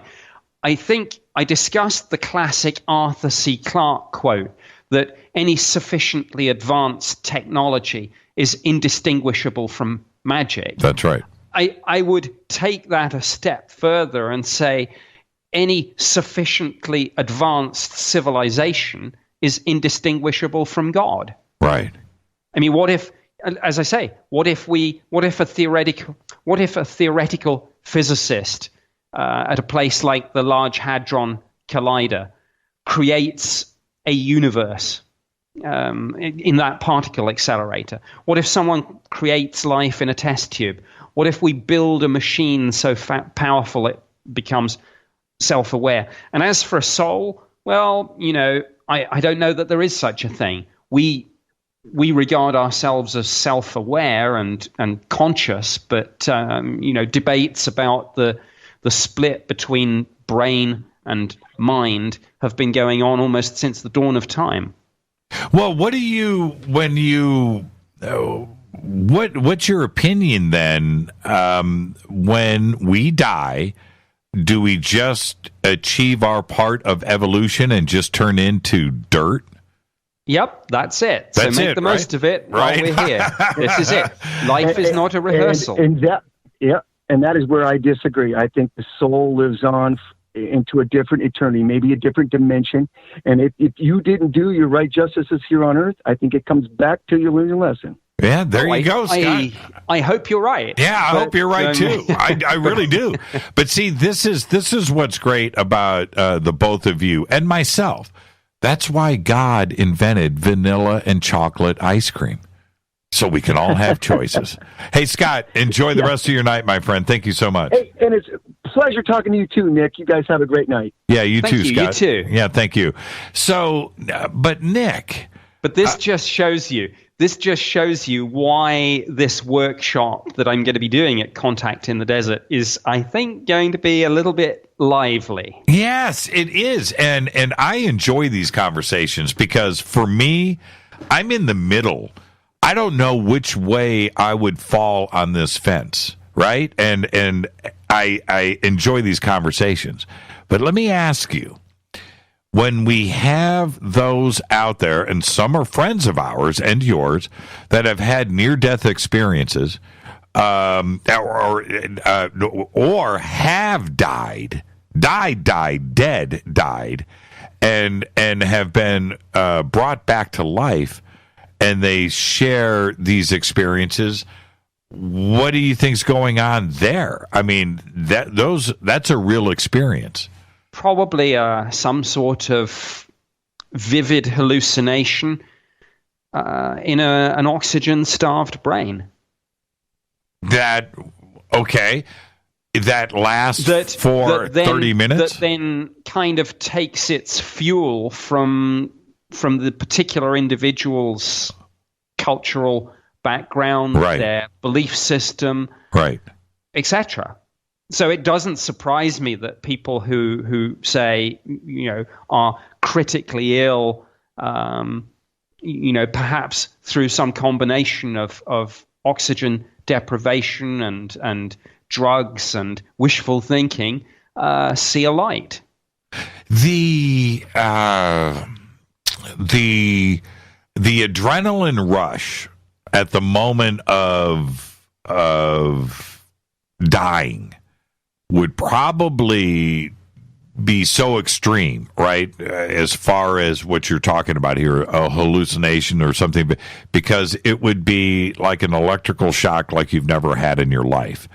And that could definitely constitute some pretty crazy visions, because we've all had them, right? Right before a car accident, or before you fall or trip or fall down a hill or whatever it is, when something extreme happens, you have that adrenaline rush. That would kick off maybe the pineal gland or other things and unlock these vivid imagination or vivid memories that you've had over the years, and that could be this life's review that everybody talks about, and these memories are released all at one time. You think that could be this vision? It could well be. I mean, my goodness, we don't really even understand, the dreaming state. Right. And we know that when we dream, for example, our perception of time is skewed, and that a dream that you have in just a few moments of napping can seem to last a long time and to encompass a really complex, structured narrative. Now, I'm going to get back to the phones, but you just went up a notch. You've always been interesting, but this really got interesting. Let's go back to the phones. Hi, you're live on Fade to Black. Say hi to Nick Pope. Hello, Nick Pope. Hi there. I got a two-part question for you. Well, first, you have to state your name. Oh, this is Eric, the Awakening Man. Hi, Eric, the Awakening Man. Okay, what do you have for Nick? I'm taking the flip side of Scott's question in the sense that I'm going to assume, and correct me if I'm wrong, Mr. Pope, but in all likelihood, you probably believe or you accept the possibility that we're being visited by non-human entities. Is that a fair assumption? I certainly think that it's quite likely that there's life elsewhere in the universe, because in a sense, I don't think there's anything magical and unique about planet Earth. I think we'll find that the standard, the Copernican principle applies, that we're probably just a fairly average, boring, somewhere in the middle planet. And therefore, what happens here, I don't see any reason why it shouldn't happen elsewhere in the universe. As to whether we're being visited or not, I don't know, but I certainly don't rule it out. Okay, and part two, thank you for that. Part two is that I don't know if labeling anybody as an atheist is fair, because for me personally, it's like, okay, when people say God, there is the theory that a lot of people seem to buy into or think it's possible that the demigods, for example, came to planet Earth and we were hybridized or created through cloning or whatever method where, can you see that as more of a possibility than there's just one God that created everybody? Well, I think it comes back to the point that are we? I mean, let's take that example. If there are other civilizations out there, and many of them are far more advanced than us. I mean, you mentioned the phrase demigods, but I would say, in one sense, that's probably not a label that I would use. I would just say a life form that is a bit smarter than human beings. It doesn't make them divine any more than we are divine now because we're more technologically advanced and scientifically knowledgeable than we were in the Bronze Age. Awesome. Well, thank you for taking my call. I'll get off the line here. Thanks, Jay. Yeah, thank you so much, Eric. Great phone call. Nick, you shut him down.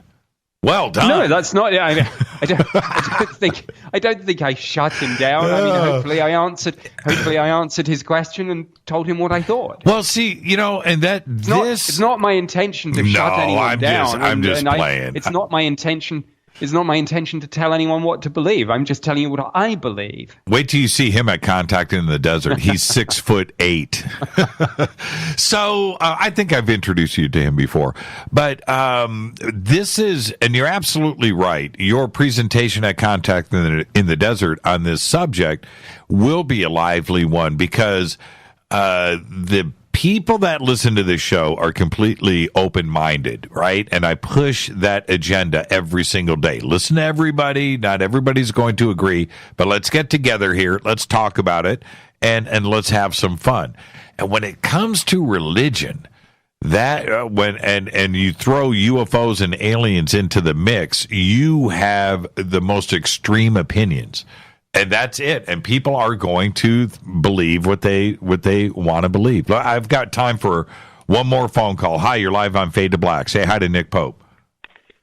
Hey, Hey, how's it going? It's Nick, right? Nick Pope? Yes. Yes. Oh, great. Nice to catch you. I was a little bit ahead when I jumped over to this phone. I was listening to you through the computer. Nick, so you worked at the I'm sorry, this is Tom from Dayton, Ohio. Hi, Tom. Hi there. Nice to talk with you both today.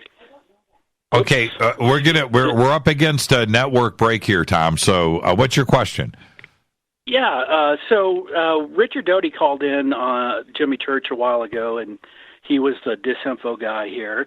And do you get a lot of criticism? Because I would assume as a retired MOD agent, you get a retirement check, and so there is something to be said about, possibly you still being on the payroll. Does that ever come up, and how do you handle it if it does? I will get a government pension, and I certainly don't believe in divulging classified information. I'm not a whistleblower, but like a lot of people who've been involved in government programs, I take the view that if the government itself declassifies information, that's then something that I can comment on. I absolutely get that there'll be people in the UFO and conspiracy community who don't trust me and will say once government, always government. Fair enough. I very much doubt there's anything I can say to those people that will dissuade them. But I am honestly not still on the payroll, with the exception of the fact that I get a pension, or I will get a pension as a former government employee. Just like any government employee. That's right. And thank you for the phone call, Tom. Thank you for the phone call. And I'll say, Jimmy. Yeah, thank you so much. Great question. And the other thing is, Nick, I mean, I'll speak for you. You don't want to screw up that pension either, right? So you have to stay in bounds. You definitely worked for this. So why you don't want to jeopardize that? No, but even if it wasn't for the pension, I took a security oath, and I take that seriously. Loyalty and integrity is important. Now, what are you going to do when you and I pass over, right, to the other side? What are you going to do? There isn't one, so I'm not going to do anything. What are you going to do when I come up to you and go, yo, Nick, can you show me around this place? I think what are you going to do? Or seeing as I don't think there is one, I guess I'll be pretty darn surprised. Oh, you and I and Richard Dawkins are going to sit down and have a little conversation. Nick, thank you so much, my friend, and for coming in tonight and doing this. It means so much to this audience, and we'll see you. I can't believe it, in 3 short weeks at Contact in the Desert. Be safe, and I'll see you. I'll see you out there. Thanks, Jimmy. See you there. Thank you so much, Nick. And everybody can just go to nickpope.net. All of Nick's scheduling is right there. His books are right there, and his blog and everything that he does. Great writing. Everything is right there at nickpope.net. And with that, I am going to get over to another commercial. I'm going to get this in now, this short break. And when I come back, I'll continue the open lines with all of you. Thank you, Nick. Great conversation. Nick Pope, this is Fade to Black. I'm your host, Jimmy Church. I'll be right back with more of your phone calls right after this. Stay with us.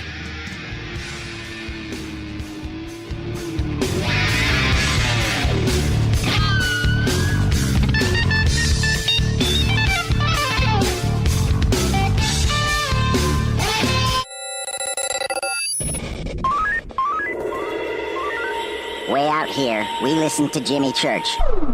You're listening to Fade to Black. Always on the edge of the hottest alternative talk. Jimmy Church with Fade to Black.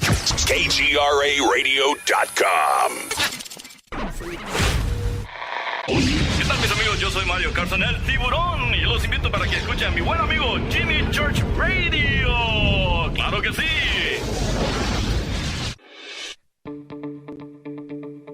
Hurricanes, earthquakes, wildfires. This year we've experienced more than our fair share. This is Jimmy Church of Fade to Black, and last month I decided to make sure my family does not have to worry about food should we get caught in a real emergency situation. Introducing Numana, a healthy, storable product that tastes so good that you'll want to eat it every day instead of just during those times of duress. All Numana products have a 25-year shelf life, are MSG and GMO-free, no preservatives, and are made in America. With the Numana pack in your home, you'll be able to sleep at night knowing that you've protected your family. Not only have I tasted and tested, I own it. Now you can too. Just click on the Numana banner on JimmyChurchRadio.com and use the promo code Jimmy when you order. In addition to a discount, we'll send you an autographed Fade to Black t-shirt. Seriously, go Beckley Tappy.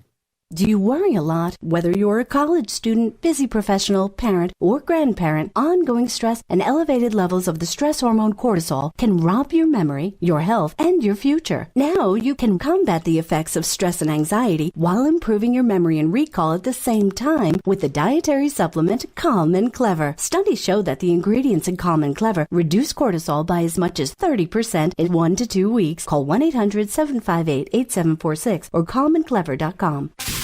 You listen to us, and we listen to you. And so does the CIA.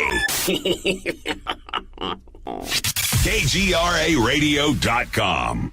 Hi, folks. CBD is the home run hitter for health right now. Why, you ask? Because of what it does for the body. Unfortunately, I can't tell you all about the benefit. You know, there's reasons. Do your due diligence and log on to AncientLifeOil.com. That's AncientLifeOil.com. Ancient Life Oil uses organic ingredients and is blended in coconut oil for some of the best benefits. Legal in 50 states and non-psychoactive. Log on to AncientLifeOil.com. That's AncientLifeOil.com. You are listening to Fade to Black with Jimmy Church on the Game Changer Network. Oi, oi, I'm Reese Evans. You're listening to Jimmy Church. This is Revolution. The revolution will not be televised. The revolution is on radio. Ciao.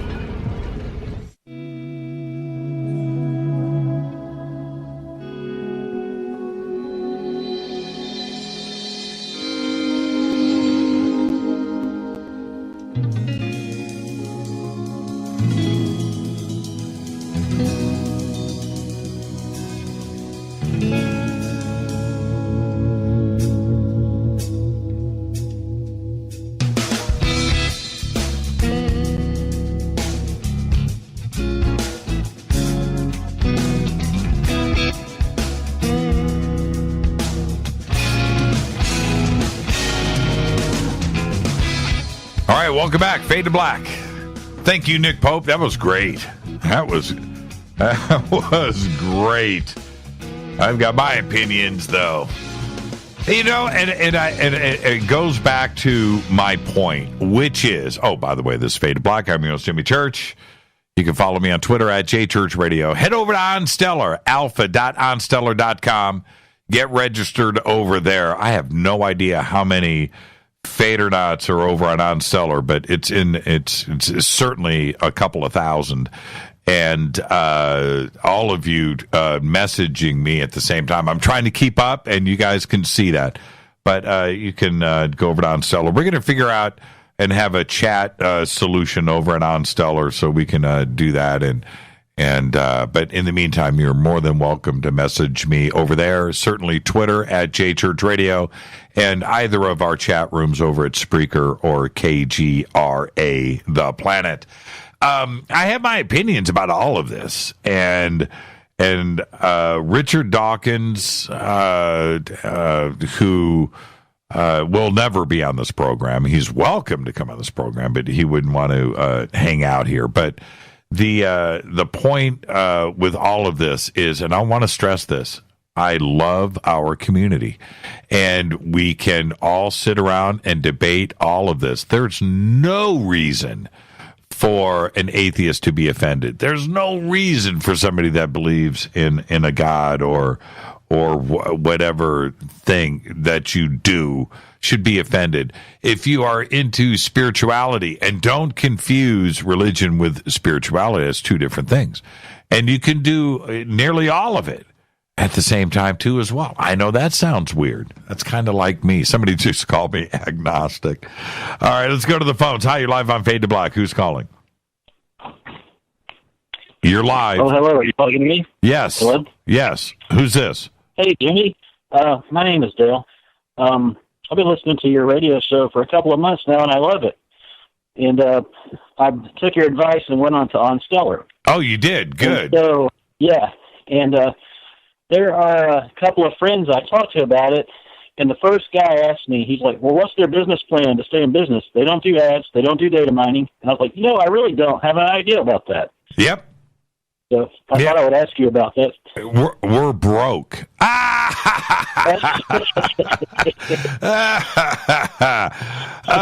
No, it's what we are going to do is we are going to introduce the blockchain.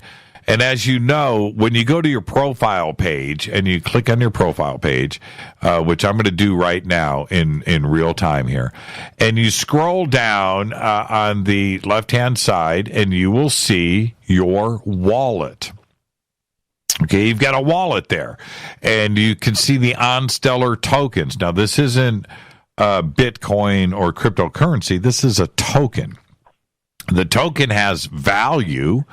Right now it's 20 cents per token.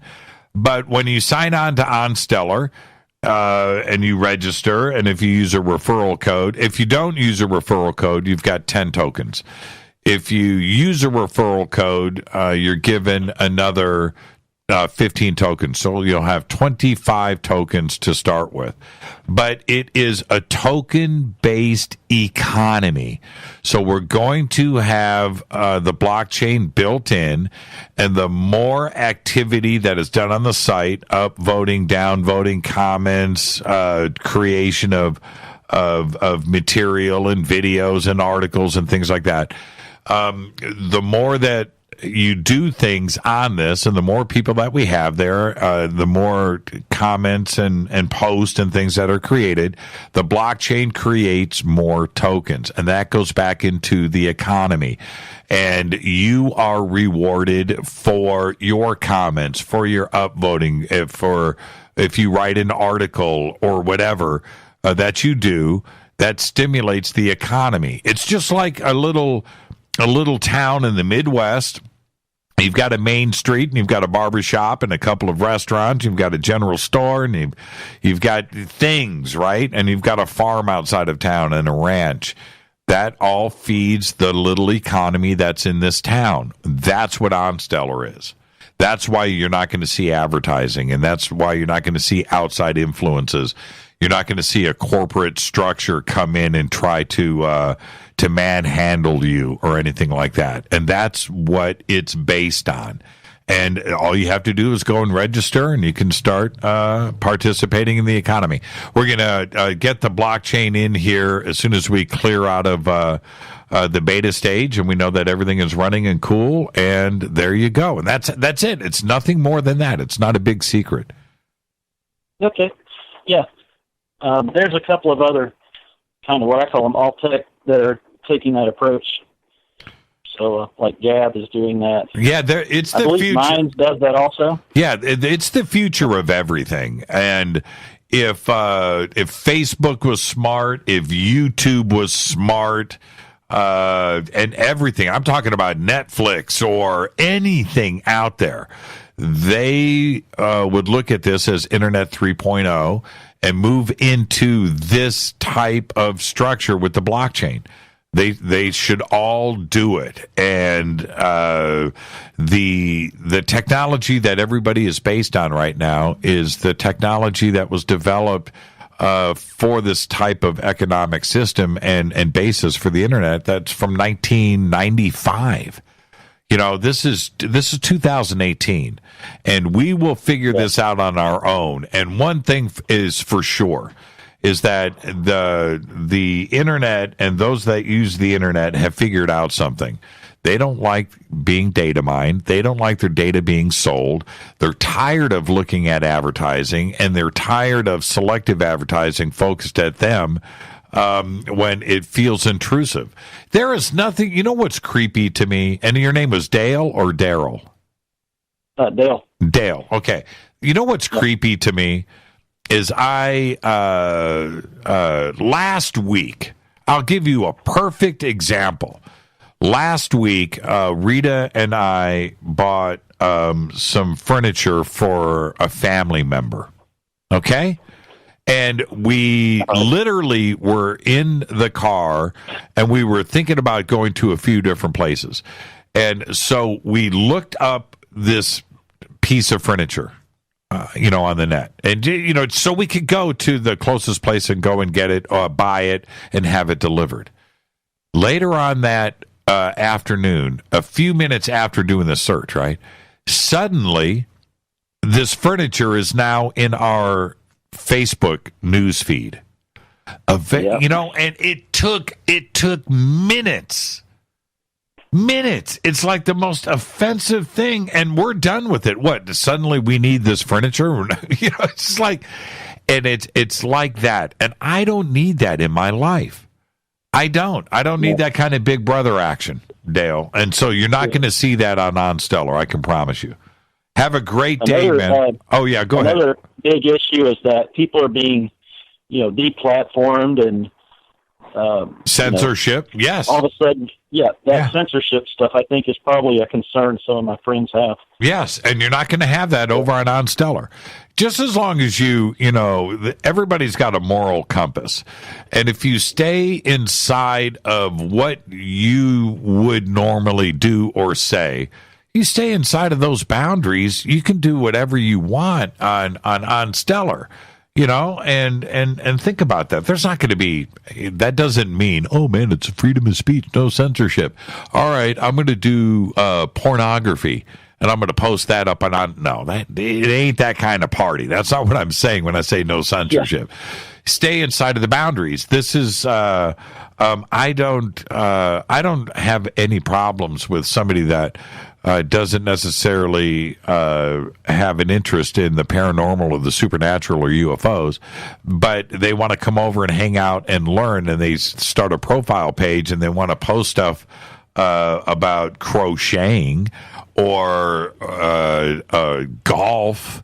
That it's unrelated. Yeah, but that's what this is about. And if you can come over here and enjoy the platform without the intrusion of data mining or corporations or advertising, and that's the environment that you want, well, you're going to have that over here. So come over and have fun. It's going to blow up, man. I'm telling you, Onstellar is going to take over. It's going to take over. Thank you, Dale. Have a great night, my friend. Thank you. Bye-bye. Yeah, have a great night. And let me do this. Hi, you're live on Fade to Black. I'm going with area code 604. You're up next on Fade to Black. Hi, Jimmy. It's Paul over here in Vancouver. Hi, Paul in Vancouver. What's on your mind? Hey, I'm really excited about Onstellar. I think it's gonna take off big time. Yes, it is. It doesn't have a choice. This is something that the community and the world needs right now. And it's already blowing up. And I'm telling you, the next couple of months is going to be an amazing ride. So welcome. What's your screen name over on Onstellar? Well, I chose Bear and Owl in the beginning, but I had to change it because I'm not sure if, I tried to get on a couple of times, but I'm not sure what happened. Oh, okay. Well, get over there and send me a friend request, okay? Okay, I will. Thank you so much, Paul. Behave and be well. Great phone call. Hi, you're live on Fade to Black. Who's calling? Hey, Jimmy, this is Mike over in Spokane, Acrium 66 on Onstellar. Ah, how are you, man? I'm doing good. Tired, but I'm doing good. Hey, I just want to say I listen to you every morning because, as you know, I get up really, really early and I work long hours. But your show, you have a way of hitting the public and just to where it's like we're family. I mean, I know we're family. You preach it constantly, but I mean, you literally feel like you're family, and that's cool. And it makes my day go by. So it's fun. And Onstellar, man, I can't wait till everything just goes. I know. Just goes. And it's it's awesome. And see, you know what? It's so much fun now. And because everything is pretty much running, but after we get the news feed in, I mean, for me, it was one of my requirements for Onstellar from the beginning. We have to do this and this and this on our profile page, and it's something that nobody else does. But once that goes into play, because we have groups, we have company pages, we have article writing, we have the trending and all of these elements that make it so cool that nobody else is doing. But once that news feed goes in, the 5 or 6 or 7 things that everybody should have on a social media site are all going to be there and running, and then that's it, man. It's off to the races. Oh, I agree. I'm excited for it. I even donated to it a couple of times, actually. So, right on. How many? What can I say? How many tokens do you have in your wallet? 275 or something. That's what I'm talking about. Okay, now, Mike, let's get off Onstellar for a second. Welcome, thank you, and I look forward to a nice, long, fun friendship on Onstellar in this program. But let me ask you a question. Betcha. Let me ask you. Here's the test. I'm going to test you. Who's your favorite heavy metal guitar player? Ooh, honestly. To me, though, I grew up I was born in 66, but the 80s was my favorite, along with the late 70s. Okay. You're right in my wheelhouse, so I can't wait to hear this. Eddie Van Halen is my favorite. There you go. That's what I'm talking. See, the thing is, Mike, and thank you for the phone call, but what is important here is that when you say family, the thing is, I have always let it all hang out. I don't I don't hide anything. And so when I talk about the things that motivate me, like Eddie Van Halen, right? Music or movies or food or breakfast cereals or UFOs or time travel or Egypt. These are the things that interest me. And the audience has grown because they listen to this. They may not, Egypt, maybe it is. It may not be Eddie Van Halen or 80s hair band. It may not. But something is going to, and they're going to, you know what, this dude, Church, he's all right. Right? He's all right. And that's all that happens here, Mike. And you've picked up on that. So thank you. And let's go hang out on Onstellar after the show. Right on. And I thank you and Rita and the crew. And Teresa wanted me to say to Rita, thanks for accepting her friend request. There you go. All right. Give Teresa my best, Mike, and don't be a stranger. I will. Thank you so much. Bye. Great phone call. Hi, you're live on Fade to Black. Who's calling? Hey, Jimmy. It's your brother from another mother, Jonathan Hall. Jonathan Hall. How are you, man?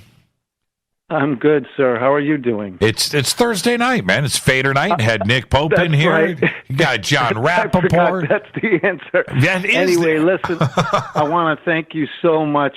I'm on Onstellar, as you know. We chatted a little bit earlier on there. But I want to urge people. There's all kinds of people. I listen to people talk about all kinds of different things on your show, and there's been some people calling that have some deep-rooted beliefs. Right. And I just urge people to be tender to one another over there. We all have something to share, and I've been around the block a few times, and I can tell you that everyone has something to say. We may not agree with it, but if we listen to them, where I come from, there's something that speaks through them, and if you listen, you may hear something that you're supposed to hear in order to maybe make you take a look somewhere. But beyond that, I also want to say that I heard your show the other night, as you know, and you spoke about Google and YouTube, and you spoke about the statistics which I found quite terrifying. I knew that right. they had pretty much taken over, but I had no idea to what degree. I have gotten off Facebook a long time ago, back during the election we had last, for numerous reasons. Also knowing what Facebook was before they published what they published to the public in the news and everything else. And I have put a post up there on Onstellar if people would like to see it.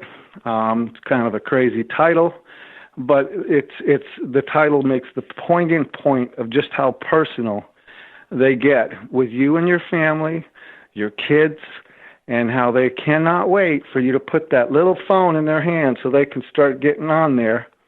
And I think we all know that it's social programming, that they are trying to direct us and steer us in certain ways.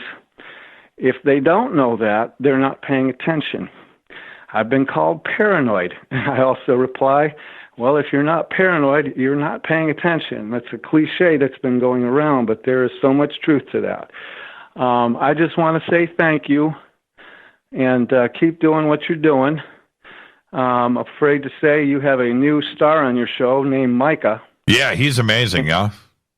Man, the first time I heard him go on there, I laughed and giggled through that whole thing listening to him. It was amazing.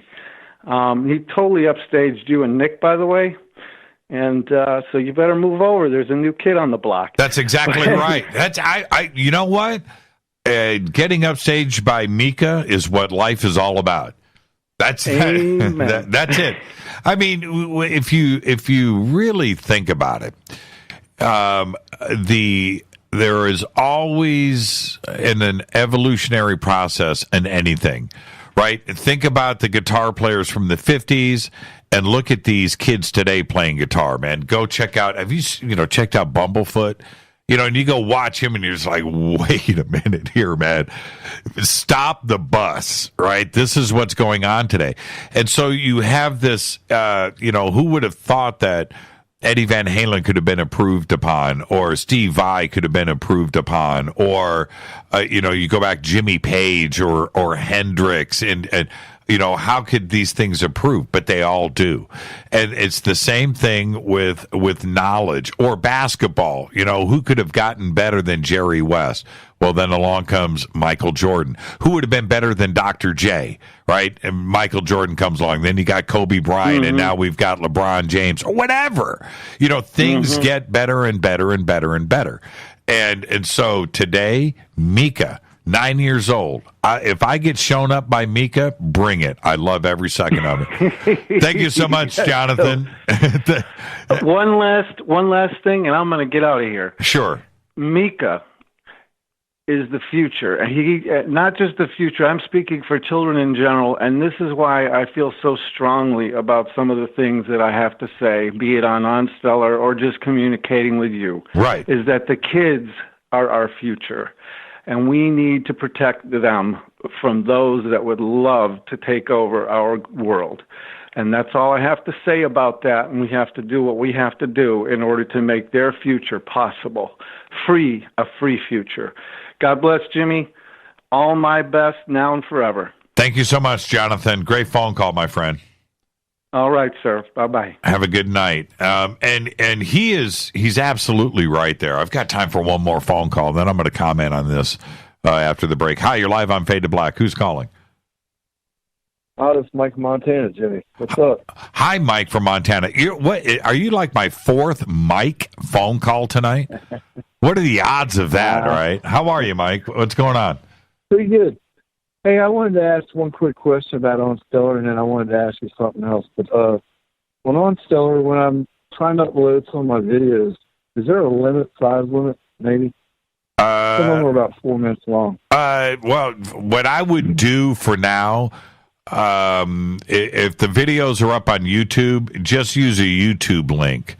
I don't have that technical answer right now, but what I would do if you need to find this out, just write info@onstellar.com and ask that question, and you will get a response. All right. Okay. The other thing I want... I don't have the answers to everything. I'm close. I'm close, Mike. Okay, what's your question? Well, it's not really a question. It's kind of like I was listening to Nick earlier, and he said something about death being maybe the end point or whatever. Right. I drowned at 6 years old, and I can tell him it's not really the end point.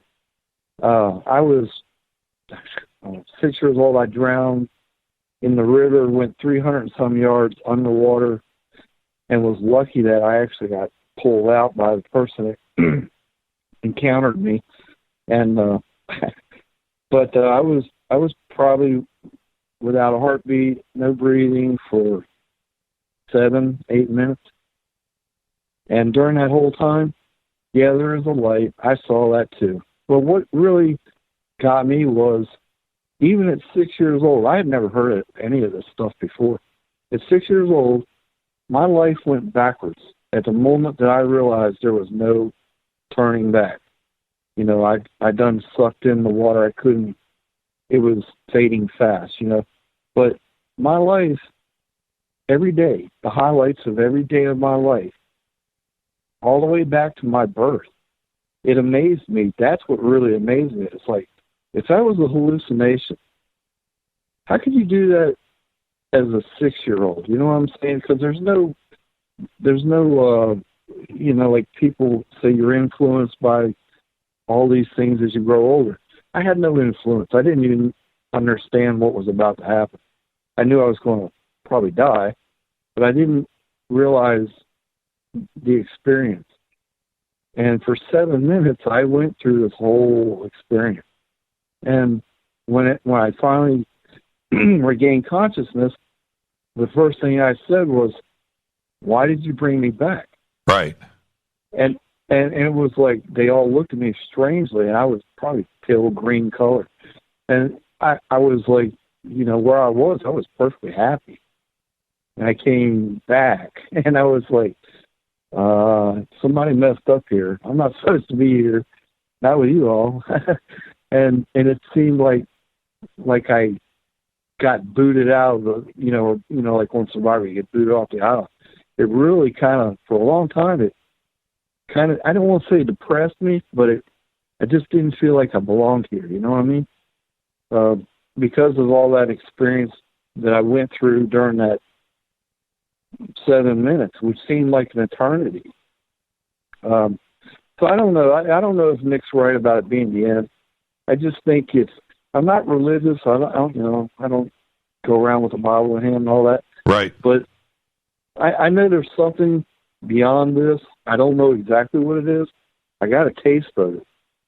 And to be honest with you, I don't fear death. That's probably why I did some of the stupidest things anybody could imagine. Right. Free climbing the face cliff. Exactly. Right. I mean, stupid stuff. And I hate to admit it, but I had a bottle of Jack and two of my buddies with me, and we decided, hey, why not? Let's try it.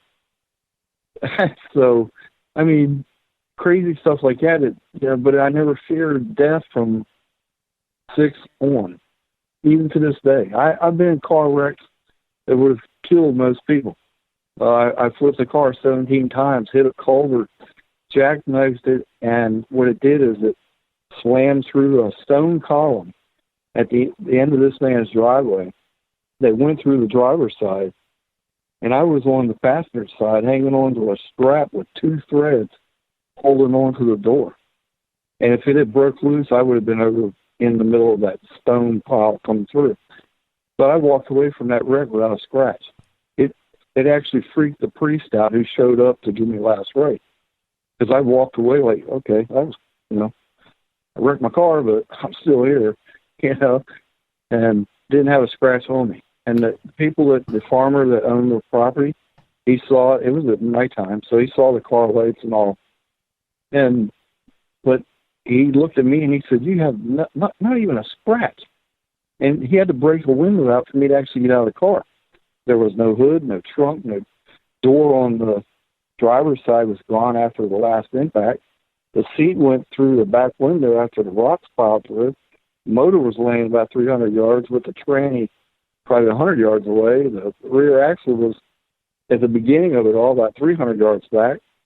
And so, wow. They all said, well, you should have been dead.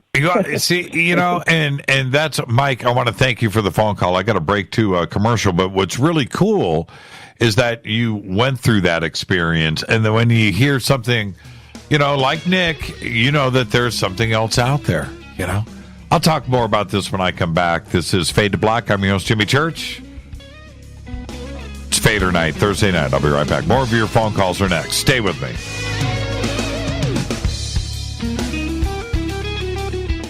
Hi everybody, this is Rob Halford, the Metal Guard on JimmyChurchRadio.com.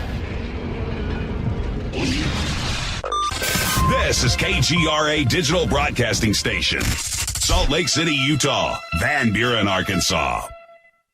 Okay, nurse, let's get this man to the ER stat. Right away, doctor. We see this every day. Heart attack or angina pain due to blocked and clogged arteries. Chelation can remove obstructions or blockages from arteries and help avoid painful and expensive surgery. Now there's Angioprim. It's a liquid oral chelation product that you take with juice. You start to feel the results fast. Angioprim increases blood flow all over the body, and that means more energy and strength to take on the day with less aches and pains. 60 years of research has gone into chelation, and Angioprim is the result. A safe and easy way to unblock your veins and arteries from buildup that slow circulation. Paging Dr. Jones. Please report to the emergency room right away. Log on now for a special radio offer from Angioprim. That's angioprim.com/radio.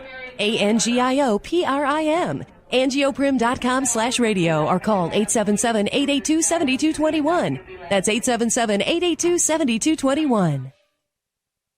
So, you love talk radio? Then you'll love TalkStreamLive.com. TalkStream Live is always on, 24/7 with the best streaming talk shows. Find your favorite talkers and discover some new ones. It's free, readily available online or on the smartphone or tablet. Finding your favorite talk shows all in one place has gotten a whole lot easier. Just go to TalkStreamLive.com. Be sure to download the free apps from Google Play or the iTunes App Store. Your contact for current news and trending topics. KGRARadio.com. Hello, Fadernauts. This is Jimmy Church, and I'm introducing New Pharma, a company whose products are based on science. Human function based on the endocannabinoid system, or ECS. New Pharma firmly believes in this science, and their research indicates that support of the ECS provides the beneficial effects for a healthy lifestyle. New Pharma's science includes relief capsules for pain relief, sleep capsules, which are natural support for occasional sleeplessness. Foundation is support for your ECS, and Fit capsules support your active lifestyle. Just click on the banner at JimmyChurchRadio.com and use the promo code F2B for a 33% discount on all of their products. Or visit newpharma.com for all of the knowledge on the science. That's GNUpharma.com. Go Beckley Tappy. Did you know that when you're on the road with limited data or Wi-Fi available, you can still listen to every minute of Fade to Black by just calling 605-562-4482. No smartphone, app, or internet needed. It saves your data plan and no extra cost if you have unlimited minutes. Just call 605-562-4482. You can listen to me, Jimmy Church, on any phone, anytime, anywhere. Go Beckley Tappy.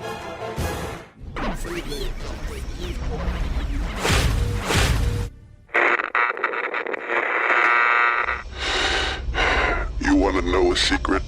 I love ponies. I really love ponies. I'm serious. I couldn't stay sane without ponies to brush. Why fade to black? Because you never got that pony, damn it. This is Fade to Black with Jimmy Church on the Game Changer Radio Network and KGRA, the Global Radio Alliance.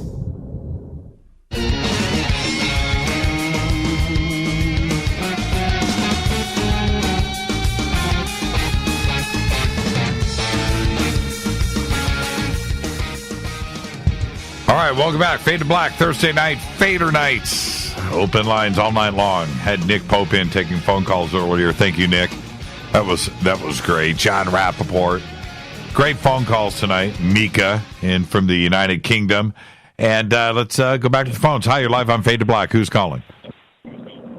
Jimmy, it's Kyle calling from Sacramento. How you doing? Hey, man, how are you? That's the question. Oh, it's like my Wednesday night. I'm good. Hey, are you on the road? Are you on the road? I am on the road with the headset, good sir. Okay, just as long as you're behaving, I'll take this phone call. Always.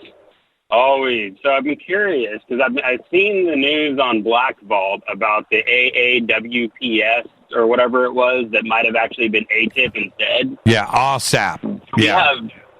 ASAP. Do we? From what it sounded like, it sounded like we might have been doing the queries wrong on the Freedom of Information Act stuff. But it also sounds like that may have been underhanded too, based on what you were saying. I'll be honest, I didn't get to hear Nick Pope earlier because I literally turned the show on about 20 minutes ago. Yeah, we didn't. We didn't talk about that tonight, but I understand what you're saying because that's what there are some out there that are trying to suggest just that. And that may be the case that these queries may be right. But Justin, right? From Black Vault? No, John Greenwald. That's it, John. Yeah. I knew it was a J name. Yeah. Yeah, because John's note that came up on the site didn't sound like he was insinuating there was any ill intent to the stars over this information. It sounded like maybe that they were going with information they had, and then this is probably what it was changed to. And since they didn't know it was changed to this, nobody else did either. Yeah. So the queries went nowhere. Yeah, to me, this is my take on that. Those are, and this has nothing to do with Greenwald and his excellent research that he does with the Black Vault. This is my opinion only, which is you have to have your ducks in a row. And if you are going to come out and say AATIP, and you are going to do a release like that and get this information out and quote it into the New York Times, then you know what? It needs to be correct, right? And that's it. You don't have a second shot at that. And now that it's come out that the Pentagon themselves have said that it is aviation and it's not aerospace, I want that stuff correct, and I want answers for that. I don't want to have runaround. I don't want to have rhetoric. I don't want to have it's a different program. It's this, is that. You know what? Give me the documents that say AATIP with your name on it. Other than that, please save it. I just don't want to hear it. This community has been run around in circles for decades. And so if you're going to come out and say AATIP is this and I ran this program, I want to see the documents. I want your resignation letter. I want something, but don't give me words. That's it. I'm done with it. I'm done with it. And OSAP says weapons, and it has nothing to do with the suggestion of ET or anything else, or UFOs or anything else. So it looks to me like it's a completely separate program that has nothing. It sounds like Star Wars to me, and that's my take. I just want the documentation to back this up. Right now, it's nothing but flapping of the jaw. Well, yeah, but think about this part though. If you read the note that was on Black Vault, one of the interesting lines of that note that popped up Oh, we lost you. I just saw it the day that it did pop up. But that message clearly states that OSAP actually was something that Corey Goode was talking about. That's right. No, Corey, no. Let me throw this out there because I've been wanting to say this one for a while. We talk about the community policing itself. Right. I'm going to throw it out there, Jimmy. I've been on the fence with Corey Goode ever since I went to the YouTube page and found the video of the blue orb and quite clearly saw that he was using a night vision filter because iPhones do not have night vision built into them. And you can clearly see that that's a drone with something attached to the top of it. Okay, I haven't seen what you're. I haven't seen what you're. I haven't seen what you're referencing. One got on there. It's called like Blue Orb filmed with wife's iPhone or something like that. Okay. And he's never stated that it's a joke. He has stated that on your show a couple times that that's a legit video, and even on there, people are calling it out. Right. And the comments are still there. Right. But I'm not trying to call him out into a corner, because what I find very fascinating about this is, wait a minute, Corey Good's been talking about OSAP for a couple of years, and now suddenly we're getting hits on it with Freedom of Information Act. That actually almost somewhat makes Corey sound like he really is who he is. And I know you guys have your relationship, but as the outsiders looking in, there's a lot of us that look at what he and David have to say and kind of look at it and go, on the fence, the fence. And you have to be on the fence over here. You have to be on the fence. You have to be. Yeah. And especially when you have the Dr. Michael Salo books that also corroborate what he says. Yet, as far as I can tell, the two of them never met until way later when they were both doing Gaia stuff. Yep. And that's a little interesting too. It is. Okay, so let me quickly state here, now that it is gone public a little bit, the document that has OSAP in it that has been referenced, that document was sent to me last year. Okay, it was sent to me by Corey, and I read. There's two reports, and written by Eric Davis. And I read through the reports, and I'm just going to say this out in the open right now. When I read through the two reports that Corey sent me, and this is before it got published online, I read through them, and I thought, okay, cool stuff, wormholes, warp drives, this is fun stuff, but it's science fiction, it's theory, okay, it's theory, and it's fun to read, and I just left it on my desktop. Corey then published it in December. I think he sent it to me like October of last year. So we're looking at 9 months ago I got these documents. I didn't speak about them publicly. I just sat on them. I read through them. They're both extensive and long. And I just let it go. When it came out last week that there was this secret document, right? Well, and there was an insider that had leaked No, the document page that was referenced, I'm not going to say who, on this particular blog, was the exact PDF that Corey made of these files when he sent it to me.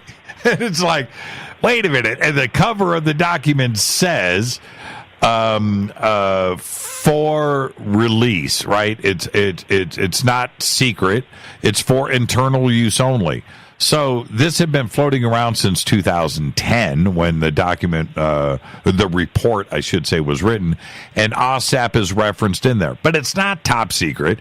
It's not anything. It's a report that was written by Eric Davis, two of them, and there was no insider leaking these things and all of that.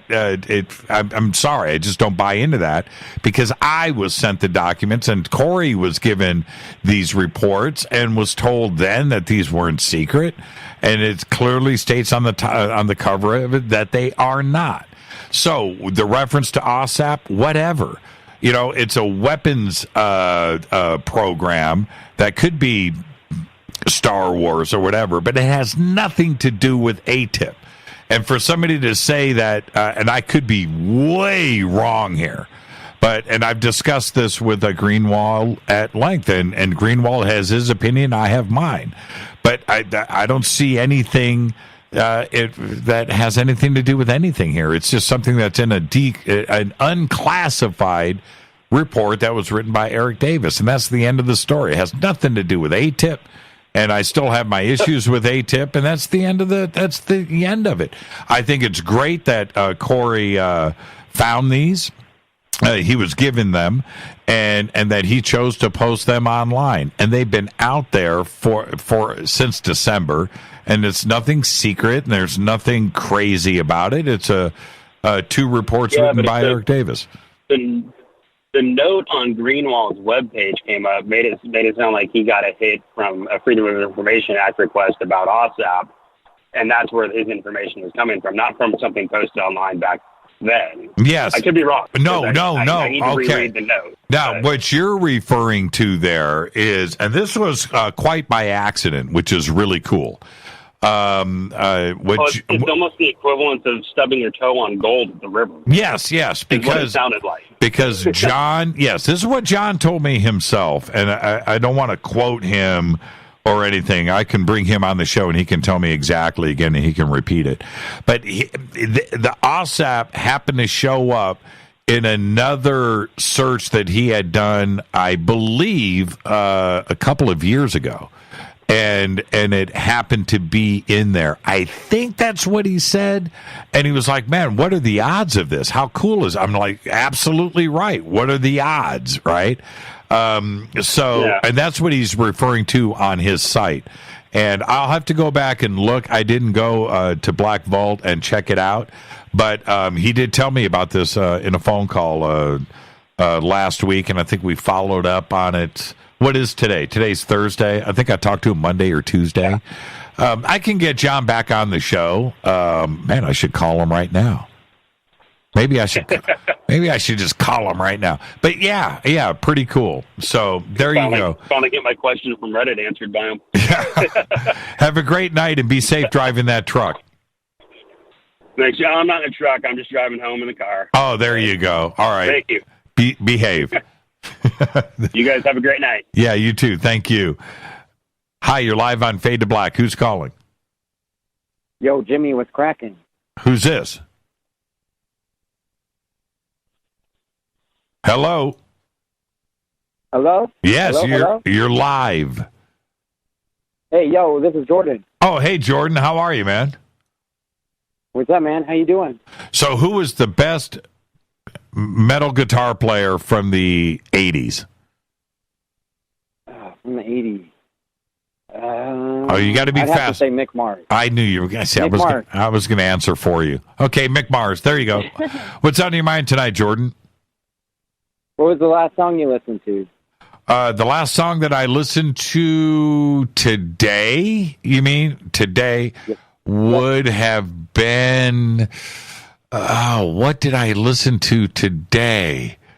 I listened to... Oh, you know what I listened to?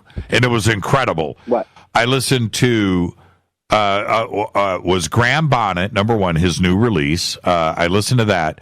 And then immediately after that, I listened to Steve Vai and Chad Smith and do a cover version of Burn by Deep Purple. Oh, man, that's a good list. That's a pretty good list. Yeah, man. So that's what I listened to today, man. I listened to... and I think it's off of Remachined. It's a Deep Purple cover album. But man, what an incredible version of that song! Oh man, and it's close. The keyboard solo is note for note, but other than that, it's a complete redo. Really well done. Really well done. Okay, so what's on your mind, Jordan? So, man, it was a good week this week with all the shows, man. That was crazy. Yeah, I know. I learned so much shit. Yeah. Sorry about that. Oh, there. But, you know Pretty Boy Floyd, right? Yep. Did you hear their drummer died? No. Are you kidding? Yeah, man. Yeah, he died. Yeah. Well, when he was 45. He had cancer. I didn't know that. Yeah, man. He died yesterday, I think. Yeah, when I went, I saw him I saw Pretty Boy Floyd at Herman's, and he collapsed on stage. And my friend's mom actually helped save him. He was like, it was crazy, dude. He like totally passed out and during a song, like right during a song, and then he ended up dying like yesterday. Man. Yeah, crazy, huh? I did not. I'm blown away. I'm looking here to see. I don't see it online. Oh, wait a minute. Here we go. Yeah, they only did an Instagram post. There's really not much about it. Yeah, here it is right here. Yeah, I've got it on. Wow. That's crazy. And the thing is, back in the 80s, and there's probably some people that are listening right now that'll know exactly what I'm talking about. There was a rehearsal studio in Hollywood. It was called the Hollywood and Western Building on the corner of Hollywood and Western. And they rehearsed with us on the 4th floor there for a couple of years. And dude, that's it. Yeah, the coolest band in the world. I mean, I can't tell you how many times I've seen them play and how much fun that we had. But they do a really good cover of "Take Me to the Top." That's a really good cover. Man, I am blown away. I am just. I don't even know what to think about this. Yeah, dude, it's pretty crazy. I just don't know what to say. So he had cancer? Yeah, he had cancer, and he's still playing shows too. Like, we totally watched him collapse on stage at Herman's Hideaway, which we played that stage. That's where we opened up for Hookers and Blow. Right. Yeah, we totally watched him collapse on stage, and yeah, his my friend's mom helped save him. It was crazy. Wow. And then he still played shows after that. He was like still playing shows. Like, we just heard he was playing in like New York like a week after that. It was crazy. Wow. I mean, I'm blown away. The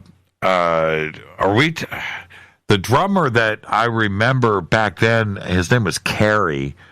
Yeah, I think it's a new guy though. Oh, it's not Carey. Oh, okay. Yeah, oh, that's what I was. Quit for whatever reason, but yeah. Right. You know how these bands are nowadays. They have like all kinds of new members and all kinds of lineup changes. Right. Because now you have Jack Russell's Great White, and then you have the original Great White, and now you have Bobby Blotzer's Rat, and now Stephen Pearcy's Rat. You know. Right. Yeah. It's well, look at Queensryche. Yeah. What's up with that? What's up with that, man? Yeah, I mean, how could you have Queensryche without Jeff Tate?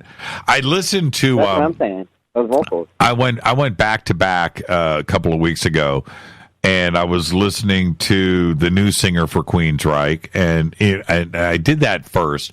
And I think the song that I listened to was NM156, right? So I'm listening to the new Queensryche live doing that with the new singer. And then I went over and caught Jeff Tate's Queensryche doing NM156. Man, two different things going on here. And it's, I mean, that's all I'm going to say. Both versions are good.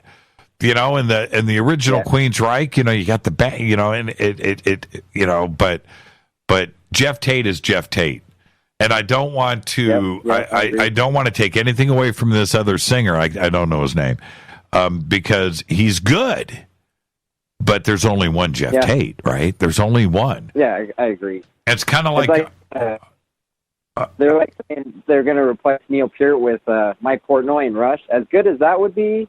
It's not Rush without Neil Peart. You know what I mean? No, it's not. And well, let's go with Ripper Owens, right? Yeah, right. Ripper Owens is good. He's good, but he ain't no Rob Halford, right? It's just no way. And I'm not taking anything away from Ripper, dude. Okay, so who do you think rips the best vocals? Is it Rob Halford or Dio? Oh man!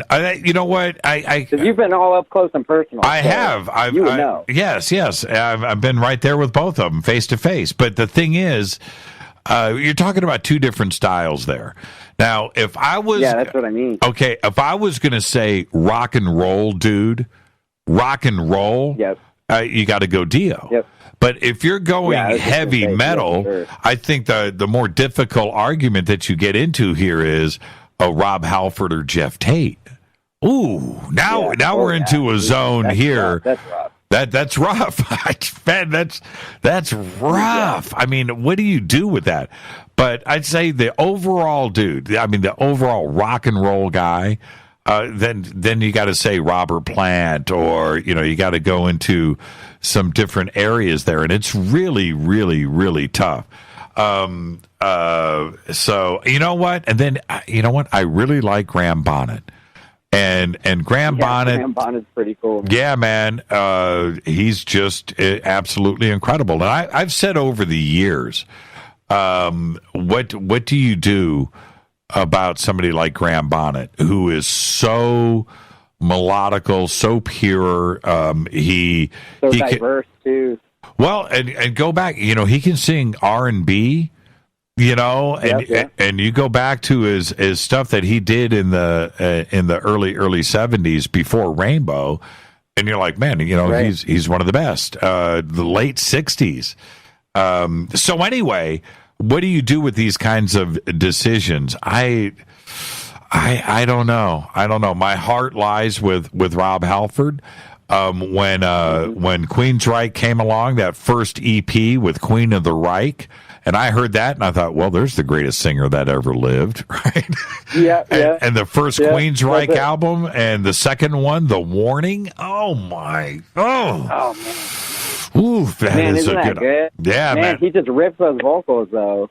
It's crazy, dude. Yeah. I wish I had that kind of range. Yep. You know what I did with Rita? I did this. I've got to run here. I've got to head, Jordan. But back in this is like 15 years ago.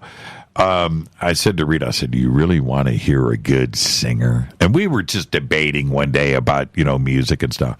And I played her Silent Lucidity. And I think I played her, right? And I played her Flame, right? Take Hold of the Flame. Oh, yes. And she was like, I've never heard anybody sing like this. You know, and man, he blows people's minds, you know, and so he does. I remember the first time I heard it, I was like, boom, wow, that's crazy, dude. He's like the best. Yeah.